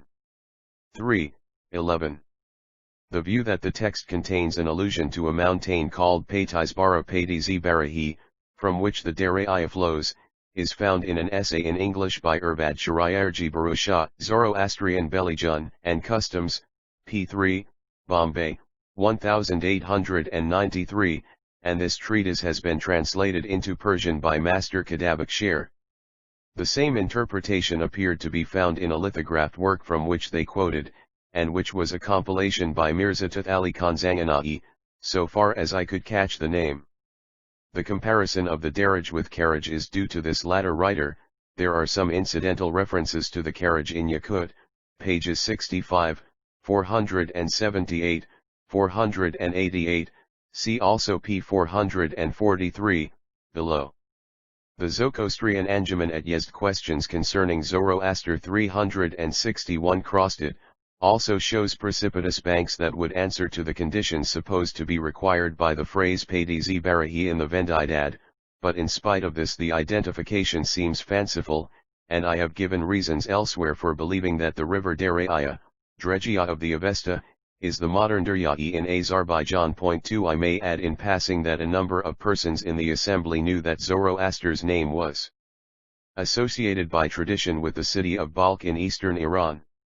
For Zoroaster's name, which appears in the Avesta as Zarathustra and in modern Persian as Zmtusht or Zerdusht, which is believed in reality to mean some sort of a camel, Av Ushtra, cp 89, above, they offered nearly a dozen fantastical interpretations or attempted etymologies. Das Tier and as, after the Oriental manner, suggested that the name, if divided as Zartusht, might be explained as pure gold, or washed gold, as if the latter element were connected with Shustan, to wash. Another member of the company proposed enemy of gold, as if the final member of Zardusht were Dushman, foe. Finally my host turned to the lithographed book that he held in his hand, and which seemed to be a compendium of the various Persian and Arabic writers who mention Zoroaster and are already known to Western scholars. The work contained no less than 9 different explanations, part of them cited from Persian lexicographical works, and I subsequently learned that it was handed down by Farzana Bahram ibn Farhad, a disciple of Azarkivan, who lived in the time of Akbar the Great, about AD 1600. The value of the book was most highly. One have reproduced the photograph in chap 28, below. For Padizi Barahi, C. Bartholomew, Air. WBP 1699. 2. See My Zoroaster, pages 194 to 195. 3. For the main sources, see My Zoroaster, pages 280 to 286. According to the Parsi Prakash, ed. Bamanji Baramji Patel, P10, Bombay, 1888, the above-mentioned Dastur Azarkivan bin Azargoshasp was a learned and well-known Persian priest who believed in a universal religion. After spending 28 years of his life in meditation he came to India and settled at Putna, where he became known as a teacher of a universal creed. He wrote the Makashifat-i Azarkivan and died at Putna in 1614, at the age of 85. For this information from the 362 the Zoroastrians of Yezd thought of by my best informed critic, Kadabakshir Rais, who referred to it as an imaginative work and branded the etymologies as fanciful and invented by the disciples of the aforesaid Azarkivan, who was a half-Brahmin, half-Zoroastrian, a believer in metempsychosis. Scholars will certainly agree with the estimate as to the philological value of the interpretations, but I give the list as I noted it. 1. Farida Iyaval, * first created being. 2. Nafs-i Hul, universal soul. 3. Nafs-i Nadi Kali, spirit of speech. 4. Dkli Falak-i Utrid, genius of the heaven of the Mercury. 5. Nur-i Mujarrad, incorporeal light. 6. Mi-Fa-Dl, active genius. 7. Rabu Nnmi Instan, Lord of all mankind. 8. Rds Tegu, truth speaker. 9. Nur-i Qud, or Nur-i Yazdan, light of God. Planet. From the same historical compilation the reader cited a passage to the effect that the Mohammedans believed that there were several Zoroasters, a view which I had heard propounded also by some of the Zoroastrians in India, and that the Zardusht of Vishtasp's time was the 9th in order, the first of them being Hashang, but this view, according to my host, was due to a mistaken reading of a verse in the Shahnameh. From questions relating to Zoroaster we turned to religion and philosophy. The discussion led to the problem of dualism, the relation of Ormuzd, Ahura Mazda, Lord Wisdom, and the archangels and angels Amishaspentas and Yazatas. To Parsi Prakash I am indebted to Ray pupil and friend, Urvad Mainekji Nusservanjidala, of Karachi, India, a student at Columbia University. For a note on Farzana Bahram ibn Farhad, see Shahryarji Barushat, the Dastur, in Zardoshti, 3. 122, Bombay, 1905. 1. In the Dasatir, see Shahryarji Barushat, OPCITP 121, Zardosht is the 13th in the line of prophets. Such is the view held also by some of the theosophists among the modern Parsis of India, certain of whom regard him as the 7th of the name. See Billy Moria, Zoroastrianism in the Light of Theosophy, p. 4, note, Bombay, 1896.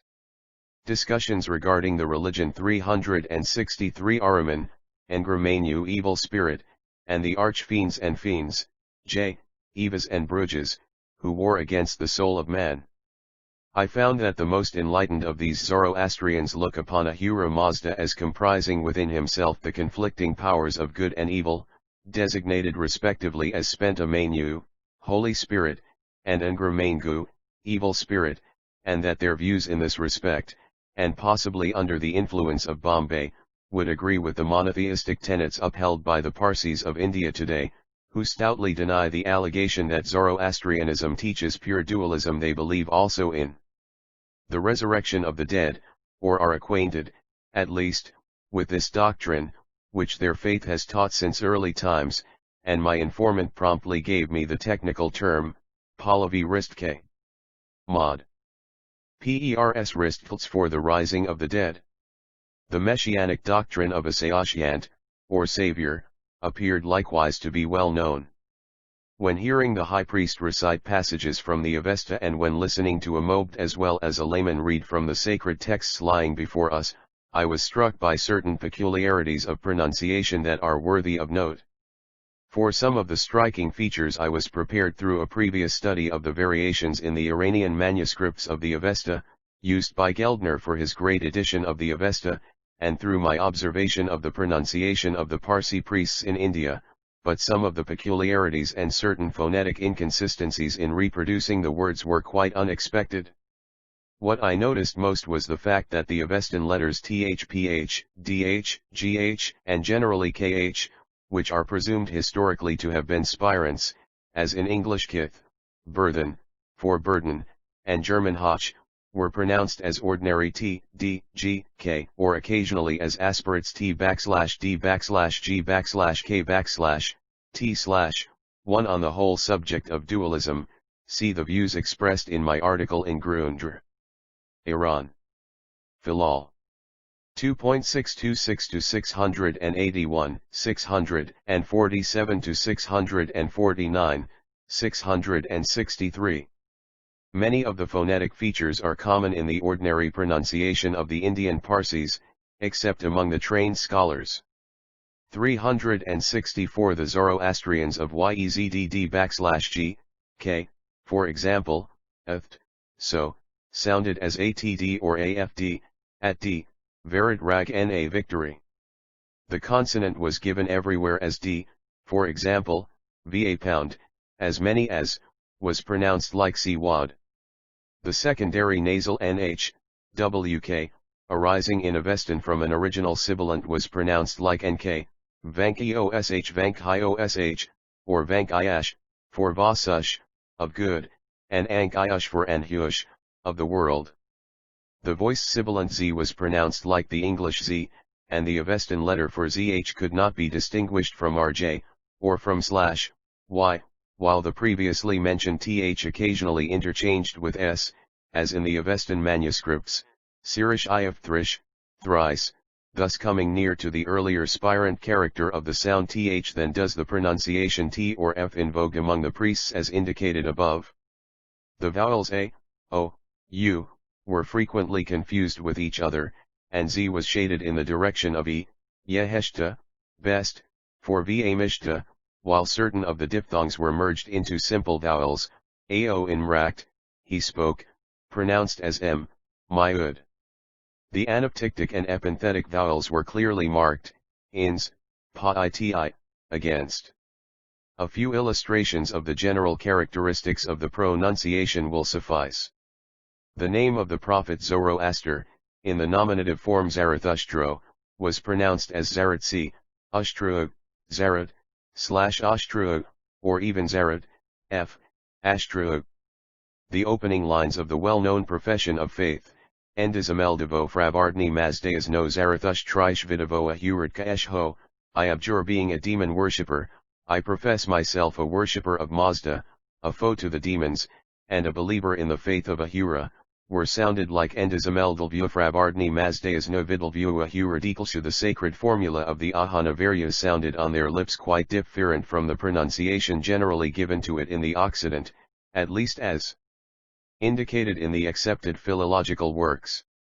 This will be clear from a comparative transcript, first in the ordinary transliteration with which we are familiar, and then in the transliteration reproduced from the memoranda I made pronunciation of Avestan at YEZD 365 of the Yezd pronunciation, supplemented by notes from Master Kadabakshir.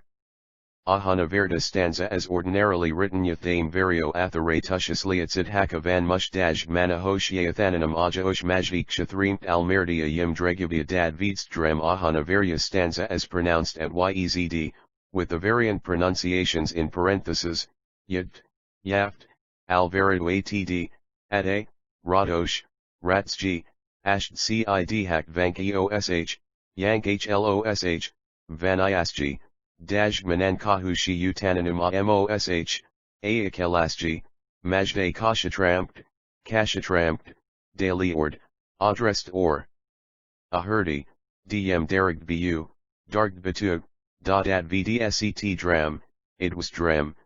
For a fuller collection of material to illustrate the pronunciation I must refer to a monograph on the subject which I hope soon to publish in one of the Oriental journals.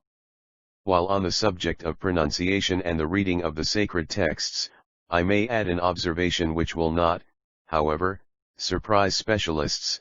I refer to the fact that the acting high priest and also the more scholarly members of the assembly were unaware that a great part of the younger Avesta is composed in meter.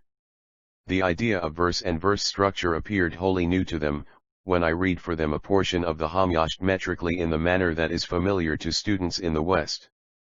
In all such matters it is manifest that ages of persecution and of neglect of their sacred lore have not been without a detrimental influence upon their technical knowledge.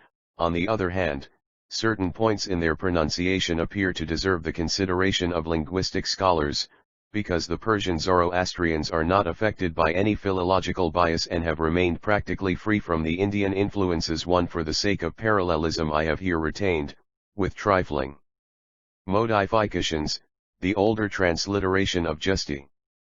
The A is sometimes labialized to A, eng law. 366 The Zoroastrians of Yezd that may have affected, in some respects, the pronunciation of the Parsis of Bombay. By this time it was considerably past midday, and nearly an hour more was spent in examining the manuscripts and in photographing specimens of the text. Rare privilege was now accorded me. I was invited by Tir Andaz to visit his fire temple early that afternoon after I had enjoyed the repast spread by our host.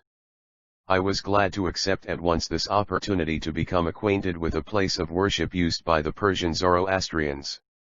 It was the temple of the Atashaivaradin, or Atashbarodin Fire of Victory, situated in the Parsi quarter and located next to the house of Dastur Namdar, the priest who was absent in India at the moment. It is the chief Zoroastrian sanctuary of Yezd, although there are 3 other fire shrines or chapels, designated either as Dar-i-Mir or Adaradin, besides one such minor place of worship in every Zoroastrian village in the vicinity of the city. Upon reaching the temple I found it to be a simple, unpretentious building. From its exterior and from the entrance it would hardly have been possible to recognize it as a temple at all. Mohammedanism allows no rivals to its beautiful mosques with turquoise domes, arabesque arches, and slender tessellated minarets. The splendor of the ancient temple of Anaitis at Ecbatana, from which, as I have described above, conquerors carried off untold wealth in gold and silver plate, the grand ruins of Kangavar and the gorgeous display at the Shrine of Fire in Shiz, under the Sasanian kings, belong to ages long since dead. Before reaching the main room of the sanctuary at Yezd, it is only the younger generation of Zoroastrian students at Yezd that has come into close contact with the Zoroastrians of India. Through the influence of Master Kadabaksh and a few other scholars who have been in Bombay, 2 TJ named Dar-i-Mir, Shrine of Mir, used also in India, contains a reminiscence of the ancient Mithraic worship, but is now used, like Adaradin, Pyria, merely as a designation for a small chapel or shrine of fire. 3 see pages 131 to 143, above. A visit to the fire temple 367 was necessary to pass through several corridors and an antechamber, all of which helped to render the shrine safer from desecration.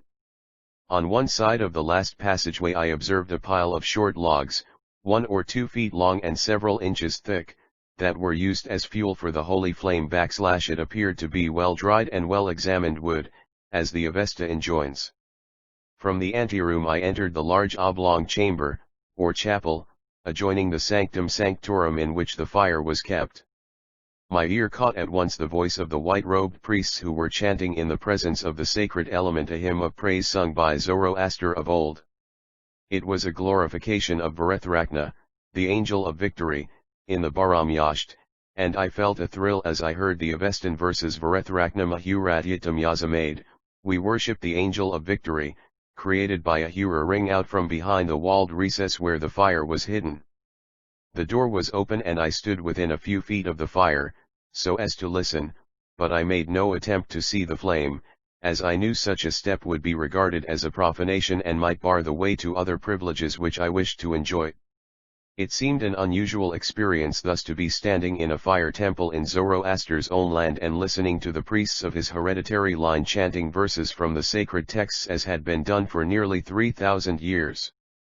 The voice of the Zat, or officiating priest, was high, nasal, and resonant, and his intonation was so rapid that he had to pause at times to catch his breath, while his assistant, the raspy, chanted in a lower key or accompanied his recitation in a nasal minor key with great rapidity of utterance. Each of the celebrants wore over his mouth the paididna, a small white veil prescribed by the Avesta to be worn over the lips when before 1 CFVD 3. 1 2 CFVD 14. 2. 18. 27, 71. 8. The intonation of both the priests was loud and resonant and more swift than that of the Parsi dasturs I had heard in Bombay and Advata, and I observed the same peculiarities in pronunciation that I had observed in the conference of the forenoon. 368. The Zoroastrians of Yezd the fire, in order to prevent the breath and spittle from defiling the hallowed flame. I almost fell into a reverie as I listened to this monotonous chanting of the yasht, but the hymn was soon ended, and the veiled priests came out from the presence of the fire and were kind enough to allow me to take their photograph, although the light was too dim to secure a good picture. While speaking of pictures, I may mention a so-called portrait of Zoroaster hanging on the wall of this main chamber. I had heard of it a number of years before, and when writing my book on the prophet of ancient Iran I had expressed my keen desire to see it. I conference with Tir Andaz in the forenoon, when he gave me the meager information that he had about its possible remote connection with Balkh, had prepared me for disappointment as to its value, but I did not expect to find it of so little importance. The picture is merely a modern colored print, apparently a cheap Parsi chromolithograph from India, perhaps not 20 years old, and of no historic interest. It is a variety of the familiar representation based on the Tak-I Boston sculpture, but the staff is not fluted, as in the sculpture. The top is capped with a symbolic flame, as in other modern representations current among the Parsis in India, and the lower end of the staff rests upon the ground. This colored picture was the only decoration I noticed on the bare, whitewashed walls.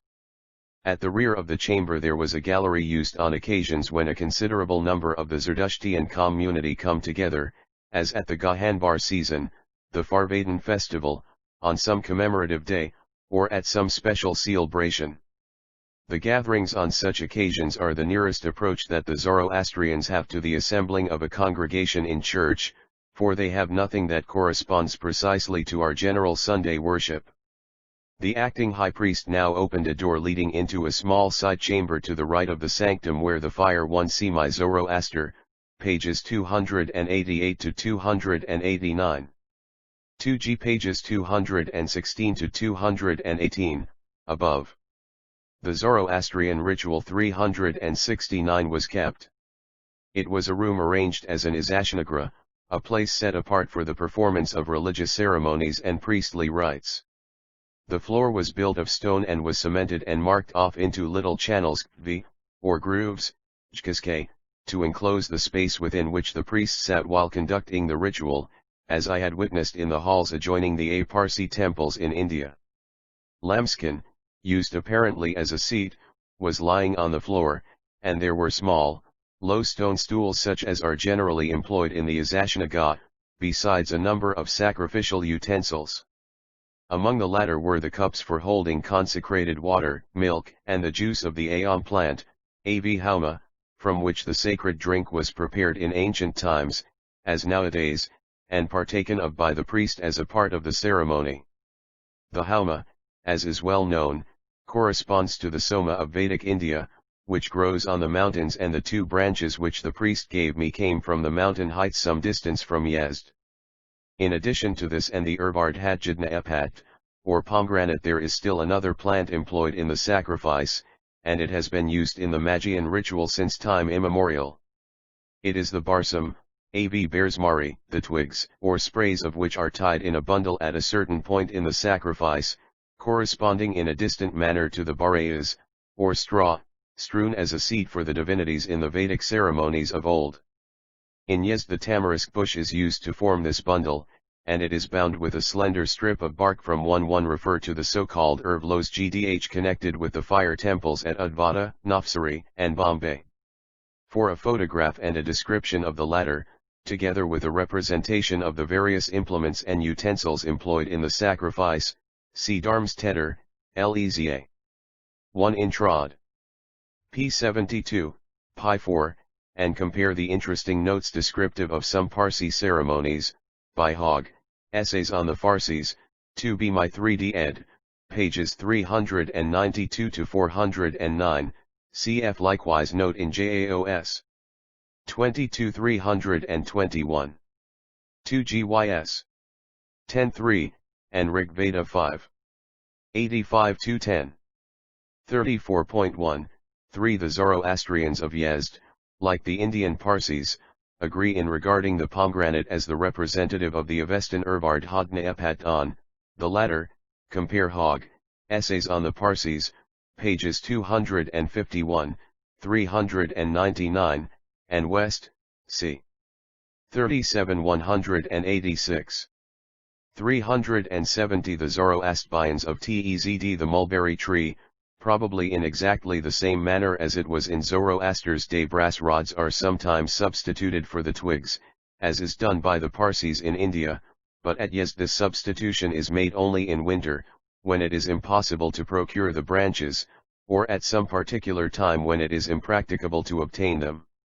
It was the use of these very branches, perhaps, that the prophet Ezekiel denounced as an abomination to God when he saw in a vision about 25 men, with their backs toward the temple of the Lord, and their faces toward the east, and they worshipped the sun toward the east, and, lo, they put the branch to their nose. I saw the large tamarisk bush from which the sprays were cut for use in the barsam ceremony. It was of a light green color, 12 or 15 feet high, and stood in the garden adjoining the rear of the temple. High wall shut in the garden at the back, a gallery ran part of the way around the enclosure.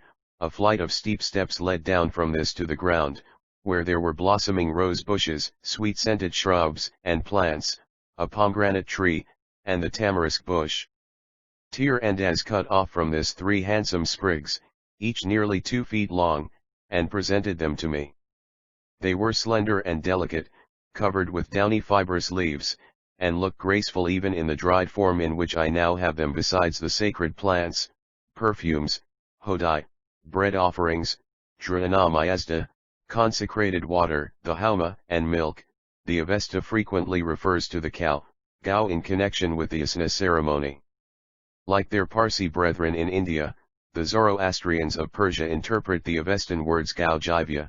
1 The Avestan words employed in connection with the bardsmen indicate that the twigs were originally spread, store/arsyra, then gathered into a bundle and bound aeoidsta, iwyataana.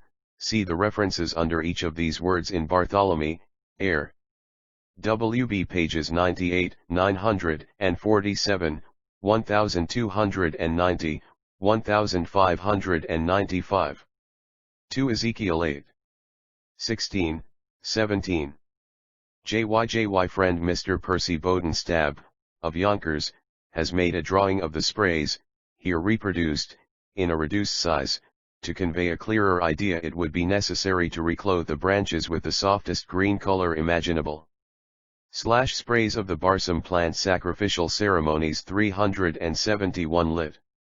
Living cow, as goat's milk, PERSS air, and similarly employ an QGG and melted butter to represent the Gau Hud, lit. Beneficent cow, in the ceremony.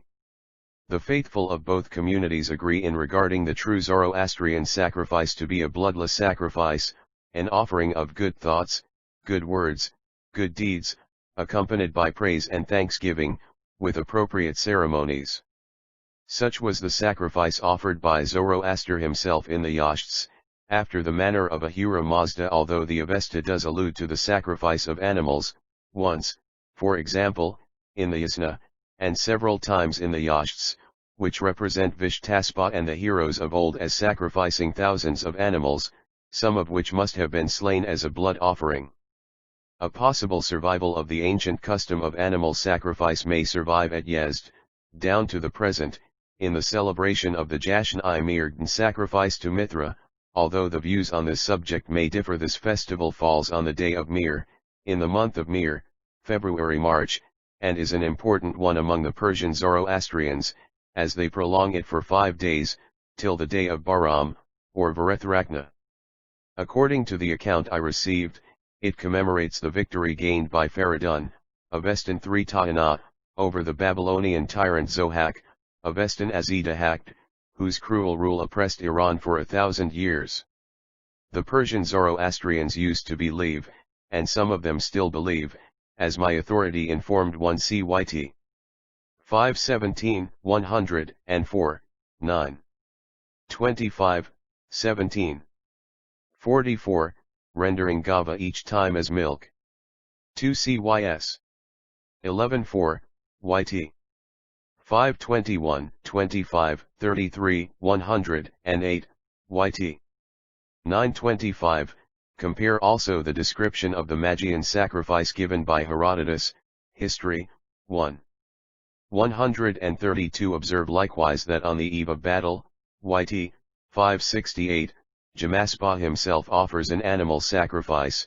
3. The notes which I present on the Jashan-i-Mirgn are given on the authority of Kadabakshir Bahram Rais, who, it should be noticed, attributes the origin of the custom to Mohammedan influence after the Arab conquest, like the sacrifices at the feast Idi Kurban, referred to above, p. 162, n1. The opinion of the Parsis in India would also be in favor of his view. See Modi, Mayrain Jashni Maharangan, Mithra and the Feast of Mithras, Bombay, 1889, cf. Also Marquardt, Untersuchungsgeschichte von Aaron, 2. 132-136, Leipzig, 1905.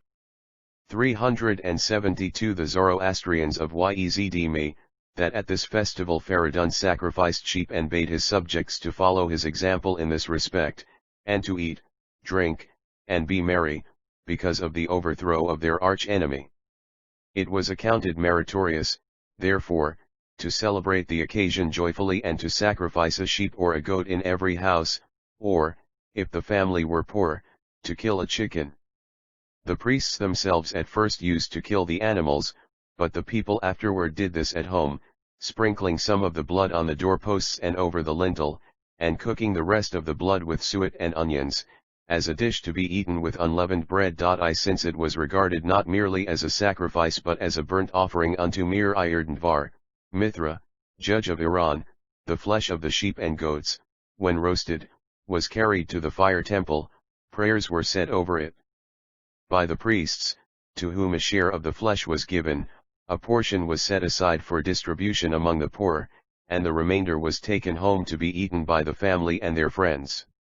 Such is the account I received from my informant, who added, "This custom is now dying out, the people are becoming wiser and saner, and outgrowing this cruel practice and bloody rite, which the Parsis of India do not recognize and like which they have nothing. After leaving the fire temple I asked if I might visit the Barishnam Ghat, a place set apart for the performance of the ablution for 9 nights, as I shall describe in the next chapter. Since it was situated in another street I had an opportunity, both when going and returning, to see more of the Parsi quarter of the town and make further observations as to the community and its general condition. As there are about 8,000 Ghabars in Yezd, they occupy a not inconsiderable section of the city.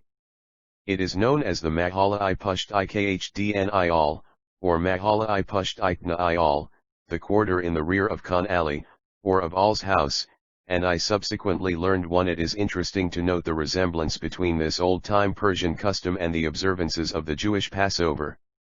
The Ghabar quarter of Yezd 373 that they have a tradition current among them as to the origin of this name.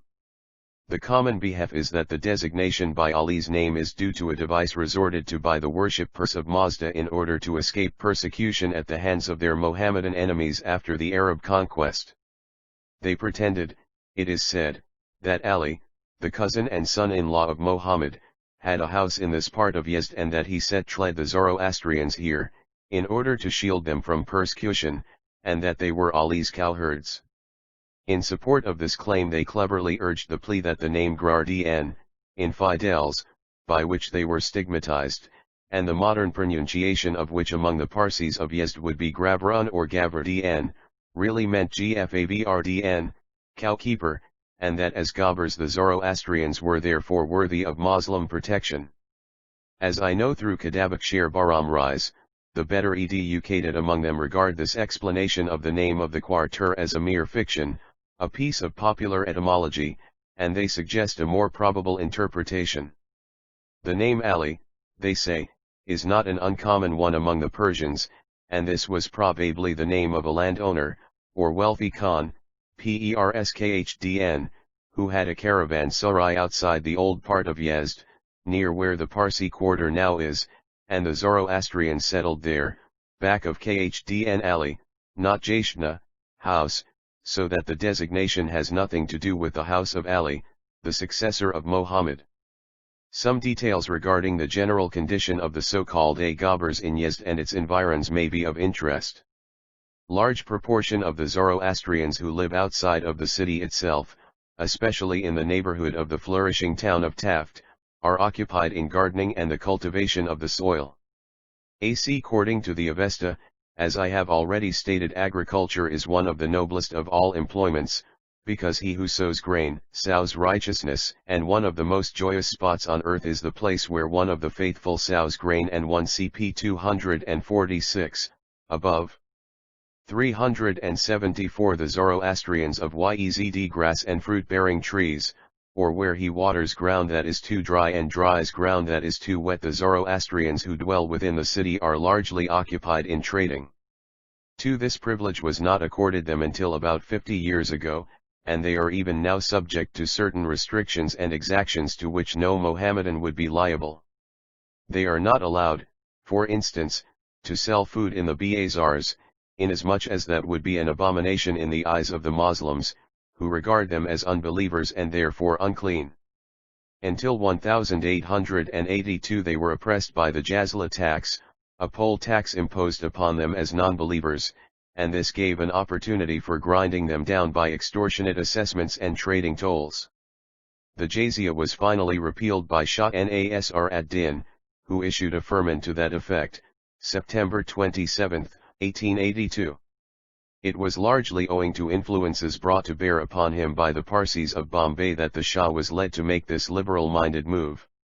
They worked through the agency of the Society for the Amelioration of the Zoroastrians in Persia, which they had founded with an endowed fund in 1854, sending at the same time a representative to Iran to look after the interests of their co-religionists. Up to the time of the Shah's firman, a Zoroastrian was not allowed to build an upper story on his house, or, in fact, erect a dwelling whose height exceeded the upstretched arm of a Musulman when standing on the ground *, even within a year. After the firman was issued, a Zoroastrian in one of the neighboring villages is said to have had to flee for his life because he had ventured to go beyond the traditional limits and add an upper room to his abode. 1 CVD 3. 31 and VD 3. 4.2 The Zoroastrians in general appear to have an especial aptitude for business, and they appear rather to accept than reject the designation Jews of the East that is sometimes applied to them because of their commercial activity. For an account of the efforts for the abolition of this tax, see Dosabai Framji Karaka, History of the Parsis, 1. 72-82, London, 1884, cf. also p. 397, below. Asterisk The comparative scarcity of upper stories on the houses in the Ghabur quarter is still noticeable. FIR 1 HNLIHVLHB LJBS 4 ECO 01. Phi restrictions on the Zoroastrians 375 and another Ghabur, who was mistaken for him, was killed by the enraged Musulmans as regards their dress. Moreover, the Zoroastrians have always been obliged to adopt a style that would distinguish them from the Mohammedans, and it is only within the last 10 years that they could wear any color except yellow, gray, or brown, and the wearing of white stockings was long interdicted. The use of spectacles and eyeglasses, and the privilege of carrying an umbrella, have been allowed only within the same decade, and even now the Ghaburs are not permitted to ride in the streets or to make use of the public baths Qayamdan, but the latter prohibition, as they told me, is no longer a hardship, because they have built a bathing establishment for their own use. Score of petty annoyances that they have to undergo might be cited in addition to the more serious disqualifications, but enough have been given to show the disadvantages under which they labor and the persecutions to which they are exposed.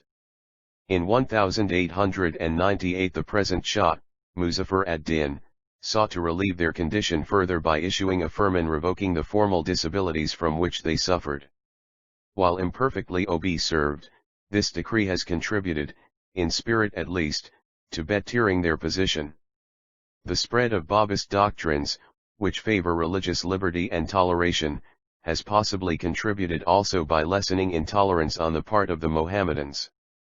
The presence of Europeans has likewise had a salutary effect and aided considerably in the general advance.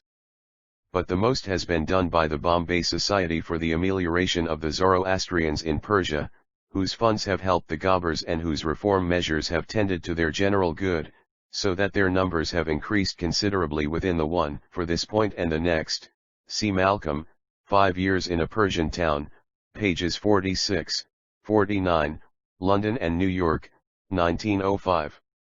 This interesting book on life at Yezd appeared after the present chapter was written, but I have been able to incorporate 1 or 2 references, and I would recommend to the reader's attention Mr. Malcolm's remarks on the restrictions in general upon the Ghaburs, pages 44 to 53.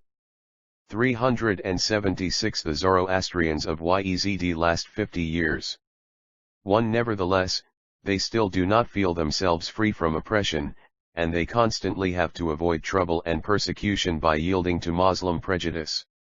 In fact, their lives are in danger whenever the fanatical spirit of Islam breaks out, as was the case about a month after I was in Yezd.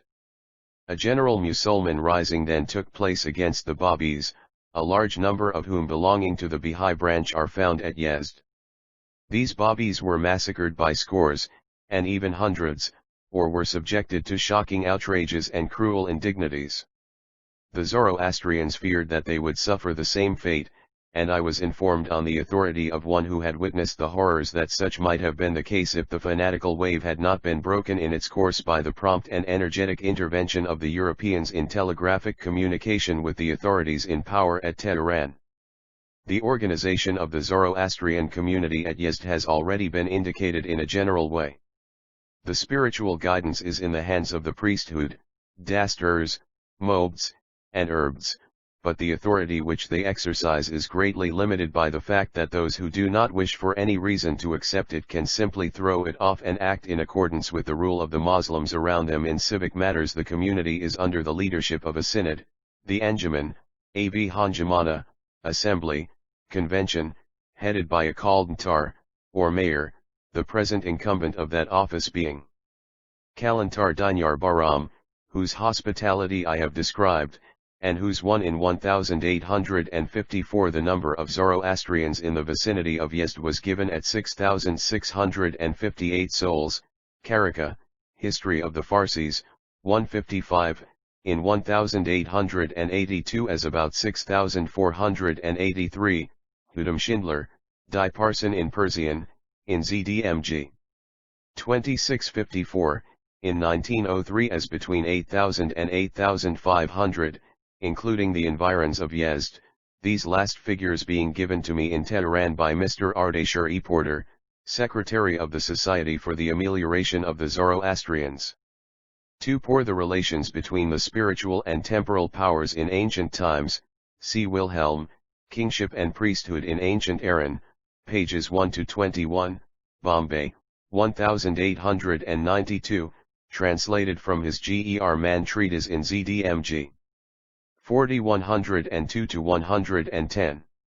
Organization of the Zoroastrian community. 377 Official duties often take him to Kerman, Anar, and other towns in this region where there are Zoroastrians.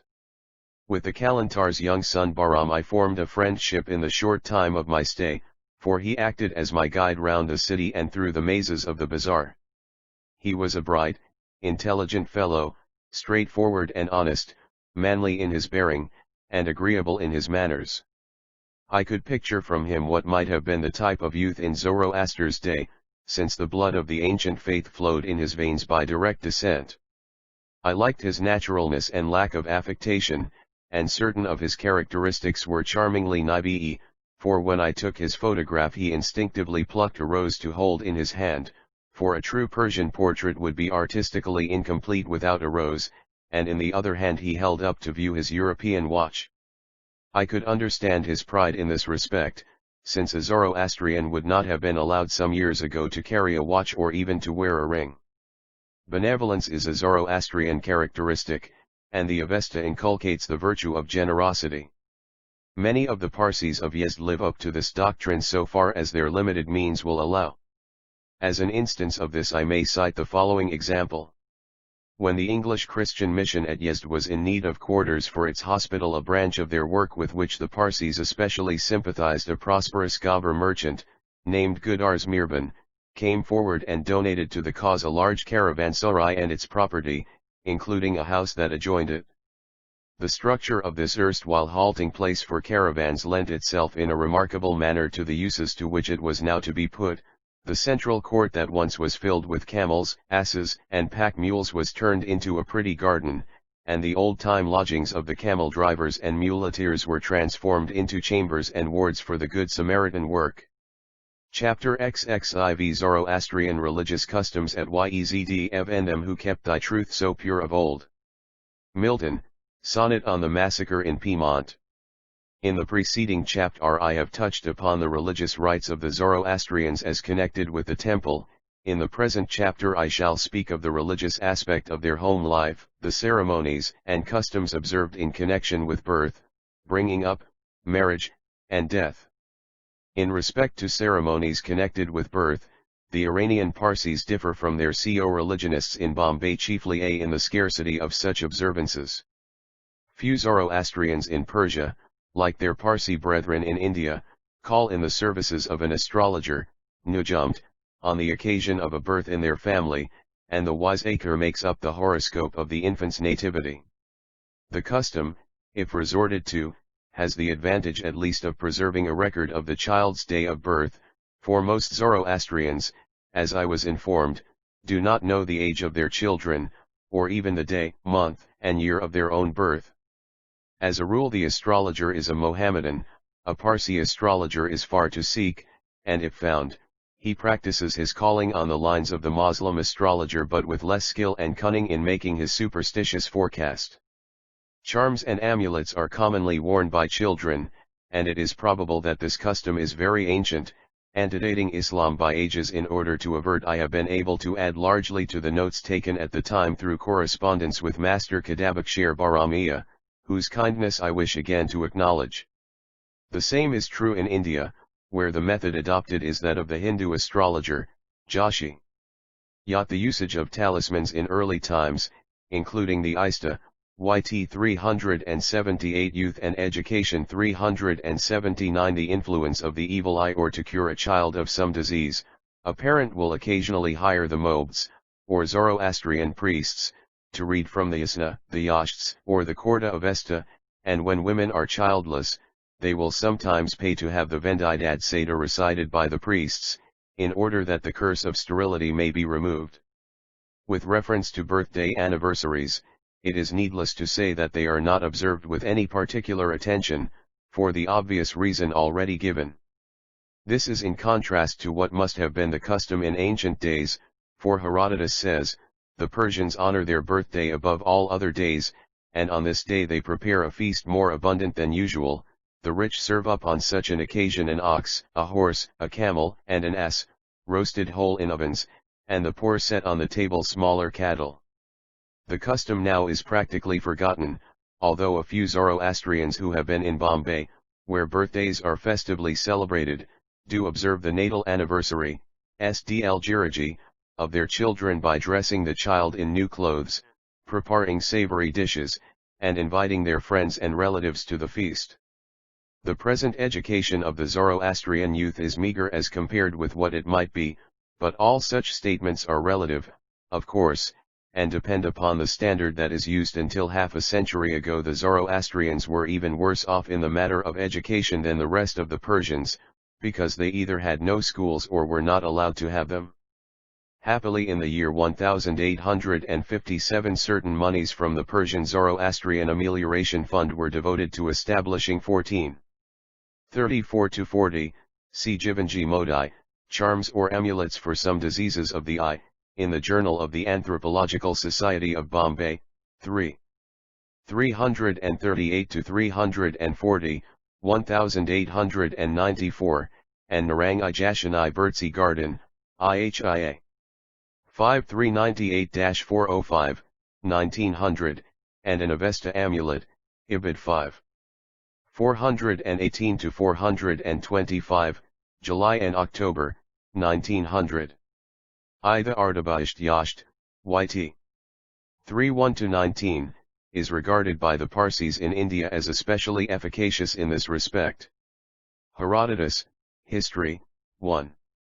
133. For the status of education in pre-Mohammedan times see Modi, Education Among the Ancient Iranians, reprinted from the Parsi, Vol 1, NOS 2-9, Bombay, 1905. 380. Zoroastrian religious customs at Tzd and maintaining Parsi schools in the districts of Yezd and Kerman. This progressive move was brought about by the energy of the Bombay Parsis and has been carried on with varying success ever since. It is to be hoped that even more ample funds will be subscribed for this purpose and still greater educational facilities afforded the Zoroastrians in Iran. The value which such increased advantages would have for them is recognized by those among their number who have studied in Bombay, and it is an encouraging sign to note that members of the priestly class are now going to India for advanced education and bringing back the seed of knowledge to sow once again in the Zoroastrian soil which originally produced it. When the Zoroastrian boy or girl passes from childhood into the period of full youth, it is customary for each to assume personal responsibility in religious matters and be initiated into the community of the faithful. This confirmation of faith, if I may so call it, takes place between the ages of 7 and 15. In contrast to the formal ceremonies performed by the Indian Parsis when the young novitiate puts on the sacred thread and shirt, there is practically no religious ritual performed in Persia. 2. The Iranian boy or girl simply puts on the 1c Karaka, History of the Parsis, 1. 83-89, and Malcolm, 5 years in a Persian town, p. 47, and for a favorable estimate of the Parsi school at Yezd compare Landor, Across Coveted Lands, 1. 388-389. 2. The modern name for the sacred cincture, or thread, is Kasti, Kusfi, or Kushtl. The Avestan designation was, Iwyatana, girdle, YT. 117, YS. 926, Vijirkurtai Denig, 12, 18, 20, Naranjistan, 95. The consecrated shirt is now called sudra, stra, or sadara. Its Avestan designation is not known, but it is presumed to correspond to vastra, garment, and it is alluded to, together with the kusti, in Nir. 85 to 96 VD 18. 54 Anawidsta, Anadta. The wearing of the shirt is also alluded to, by implication, in the old Parsi padits, or formulas of confession. See for example Padit Adarbat 19, in Spiegel, Avesta Übersetzt, 3. Equals 213, Leipzig, 1863 Tr. Bleek, p. 157, London, 1864. For the usage of the shirt and girdle in India and the ceremonies connected with assuming them, see Das Terjamasbji Minukherji, Navjot Ceremony, Bombay, 1887, Modi, Religious System of the Parsis, in Parliament of Religions, 2. 912, Chicago, 1893, Shariarji Barusha, Zoroastrian Belijun and Customs, pages 35 to 36, Bombay, 1893, Darmstetter, Leza. 243, and 13, 251, and 54. Initiation into the faith 381 Kusti, or Tkasti, the sacred thread of the religion, as soon as he or she can recite the so-called 4 Avestas, that is, the Srash Bdj / prayer to the angel Srasha, Kushtbastan, tying the thread, Pa Ndmistation, lit. In the name of praise, and Birazd, may it come. No priest is invited to the house to conduct this rite, as in India, nor are the Zoroastrian scriptures recited. Instead of that, the kusti is merely put on at home without formality, although occasionally the youth goes with the kusti in hand to the house of the person who has taught him the 4 Avestan formulas, and there puts on the thread in his presence, making, at the same time, a gift of a sugar loaf to his preceptor. The wearing of the consecrated shirt, sudra, stra, or sadara, as the word is variously written, and formal investiture, which is scrupulously observed in Bombay, as prescribed by the religion, is not common at Yezd, but some of the Indianized Zoroastrians in Persia imitate their Parsi brethren of Bombay in keeping up this orthodox custom. After assuming religious responsibility by putting on the kusti, the person is qualified for receiving the rites of the faith, and should, in theory at least, be subject to its regulations, especially to the rules of purification that are inculcated by the Avesta. Throughout the religion, Zoroaster enjoins purity of body as well as of soul, and the Avesta prescribes an elaborate set of lust rations and ablutions to remove any defilement that may have been incurred by contact with unclean matter. The greatest pollution comes from touching anything that is dead, since death is Ahriman's greatest triumph over Ormazd's creation. For that reason the Code of the Vendidad gives elaborate rules for an ablution of 9 nights, Harishnam Nushaba, Noshva, to be gone through with the most scrupulously one in India. Kusfi is the current pronunciation, and I have adopted that form. 2. For a translation of the first 2, Narang Kusti and Srash Bdj, see Darmstetter, Leza. 2 685 to 688, Spiegel, Avesta Tief Bersetzt, 3. 4 to 7, Leip equals Zig, 1863 Tr. Bleek, 3. 4 to 5, London, 1864. 382 Zoroastrian religious customs at Tzd Lauskar in order to restore the ceremonial purity that may have been lost by contact with the dead. It consists in a series of sprinklings with bull's urine, a supposed disinfectant, and consecrated water, accompanied by an endless amount of ritual that is thought to aid in exorcising the spirit of contamination. Point 2. Originally, as in the Avesta, the rite appears to have been used only in cases of great defilement, when a man had actually touched a corpse, or when a woman had given birth to a dead child, or it was employed to ensure the absolute ceremonial purity of a priest who is to perform a sacrifice. Later its usage appears to have become more extended, so that it was resorted to as a means of securing purity in general, and it is so used by the Indian Parsis, both in the abridged form of a mere ablution and in its full form of a lust ration covering 9 nights. According to the Persian treatise entitled Sad Dar, it is strictly incumbent on mankind, on man and woman, to perform the Barishnam ceremony at least once in a lifetime in order to purify the soul for entrance into heaven. For other one, the urine of beef was thought to possess great purifying and medicinal qualities and is called Jomazat, beef's urine, in the Avesta, VD, 914, 1921, 22, and Gomez in Pahlavi and modern Persian. When consecrated by special prayers it is called Narang and is generally spoken of by that name. See the treatise of Wilhelm, on the use of beef's urine according to the precepts of the Avesta Bombay, 1889. 2 CVD 9. 1-46, 8. 35-72, compare also the discussion of the Barishnam ceremony by West, S.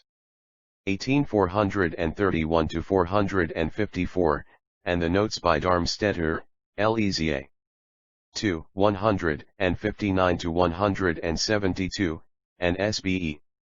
4, 122-134. The Greek writer Lucian alludes to this prescription when he says, one of his humorous dialogues, that his hero, Menippus, was washed in the Tigris at Babylon for 29 days by the Magi, the disciples and successors of Zoroaster.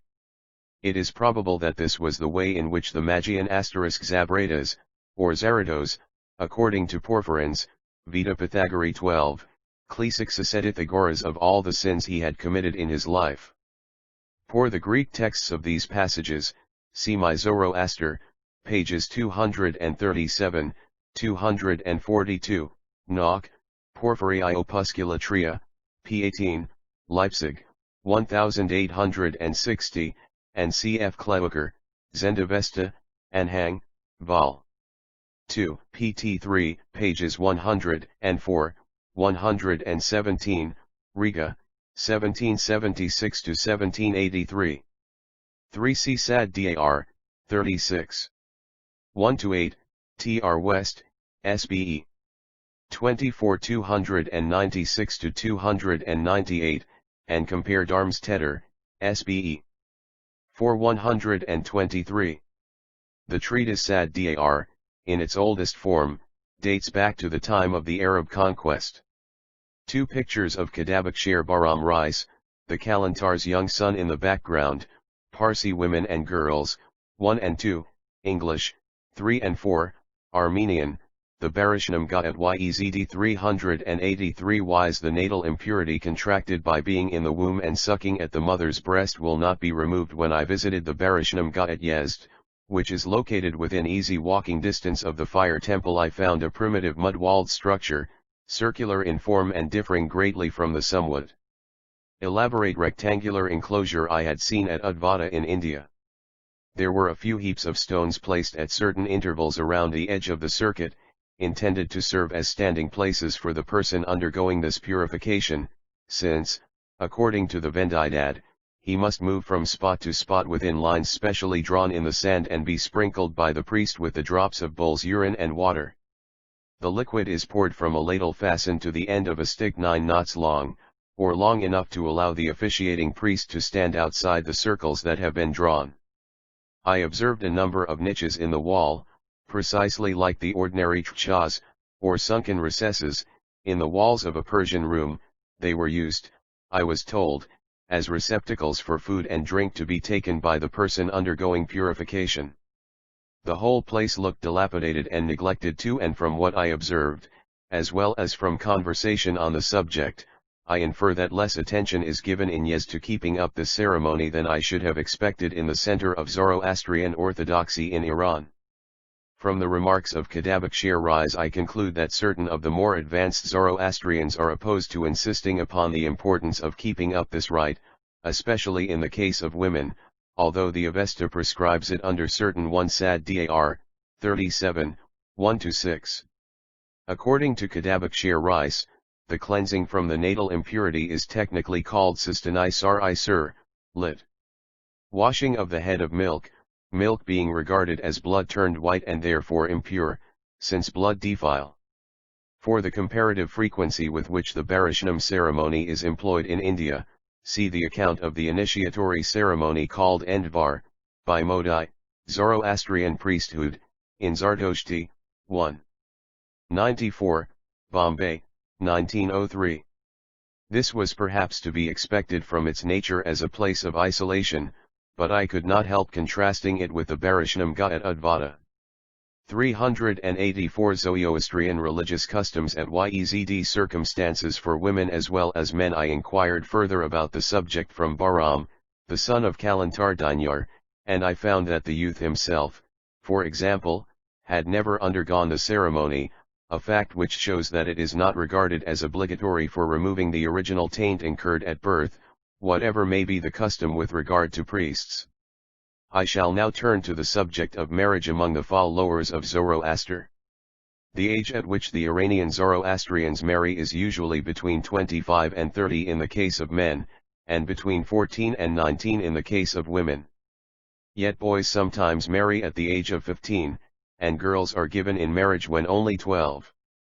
Instances have also occurred where a widower of 60 has married a girl of 15 or has taken a widow of 20 for a wife.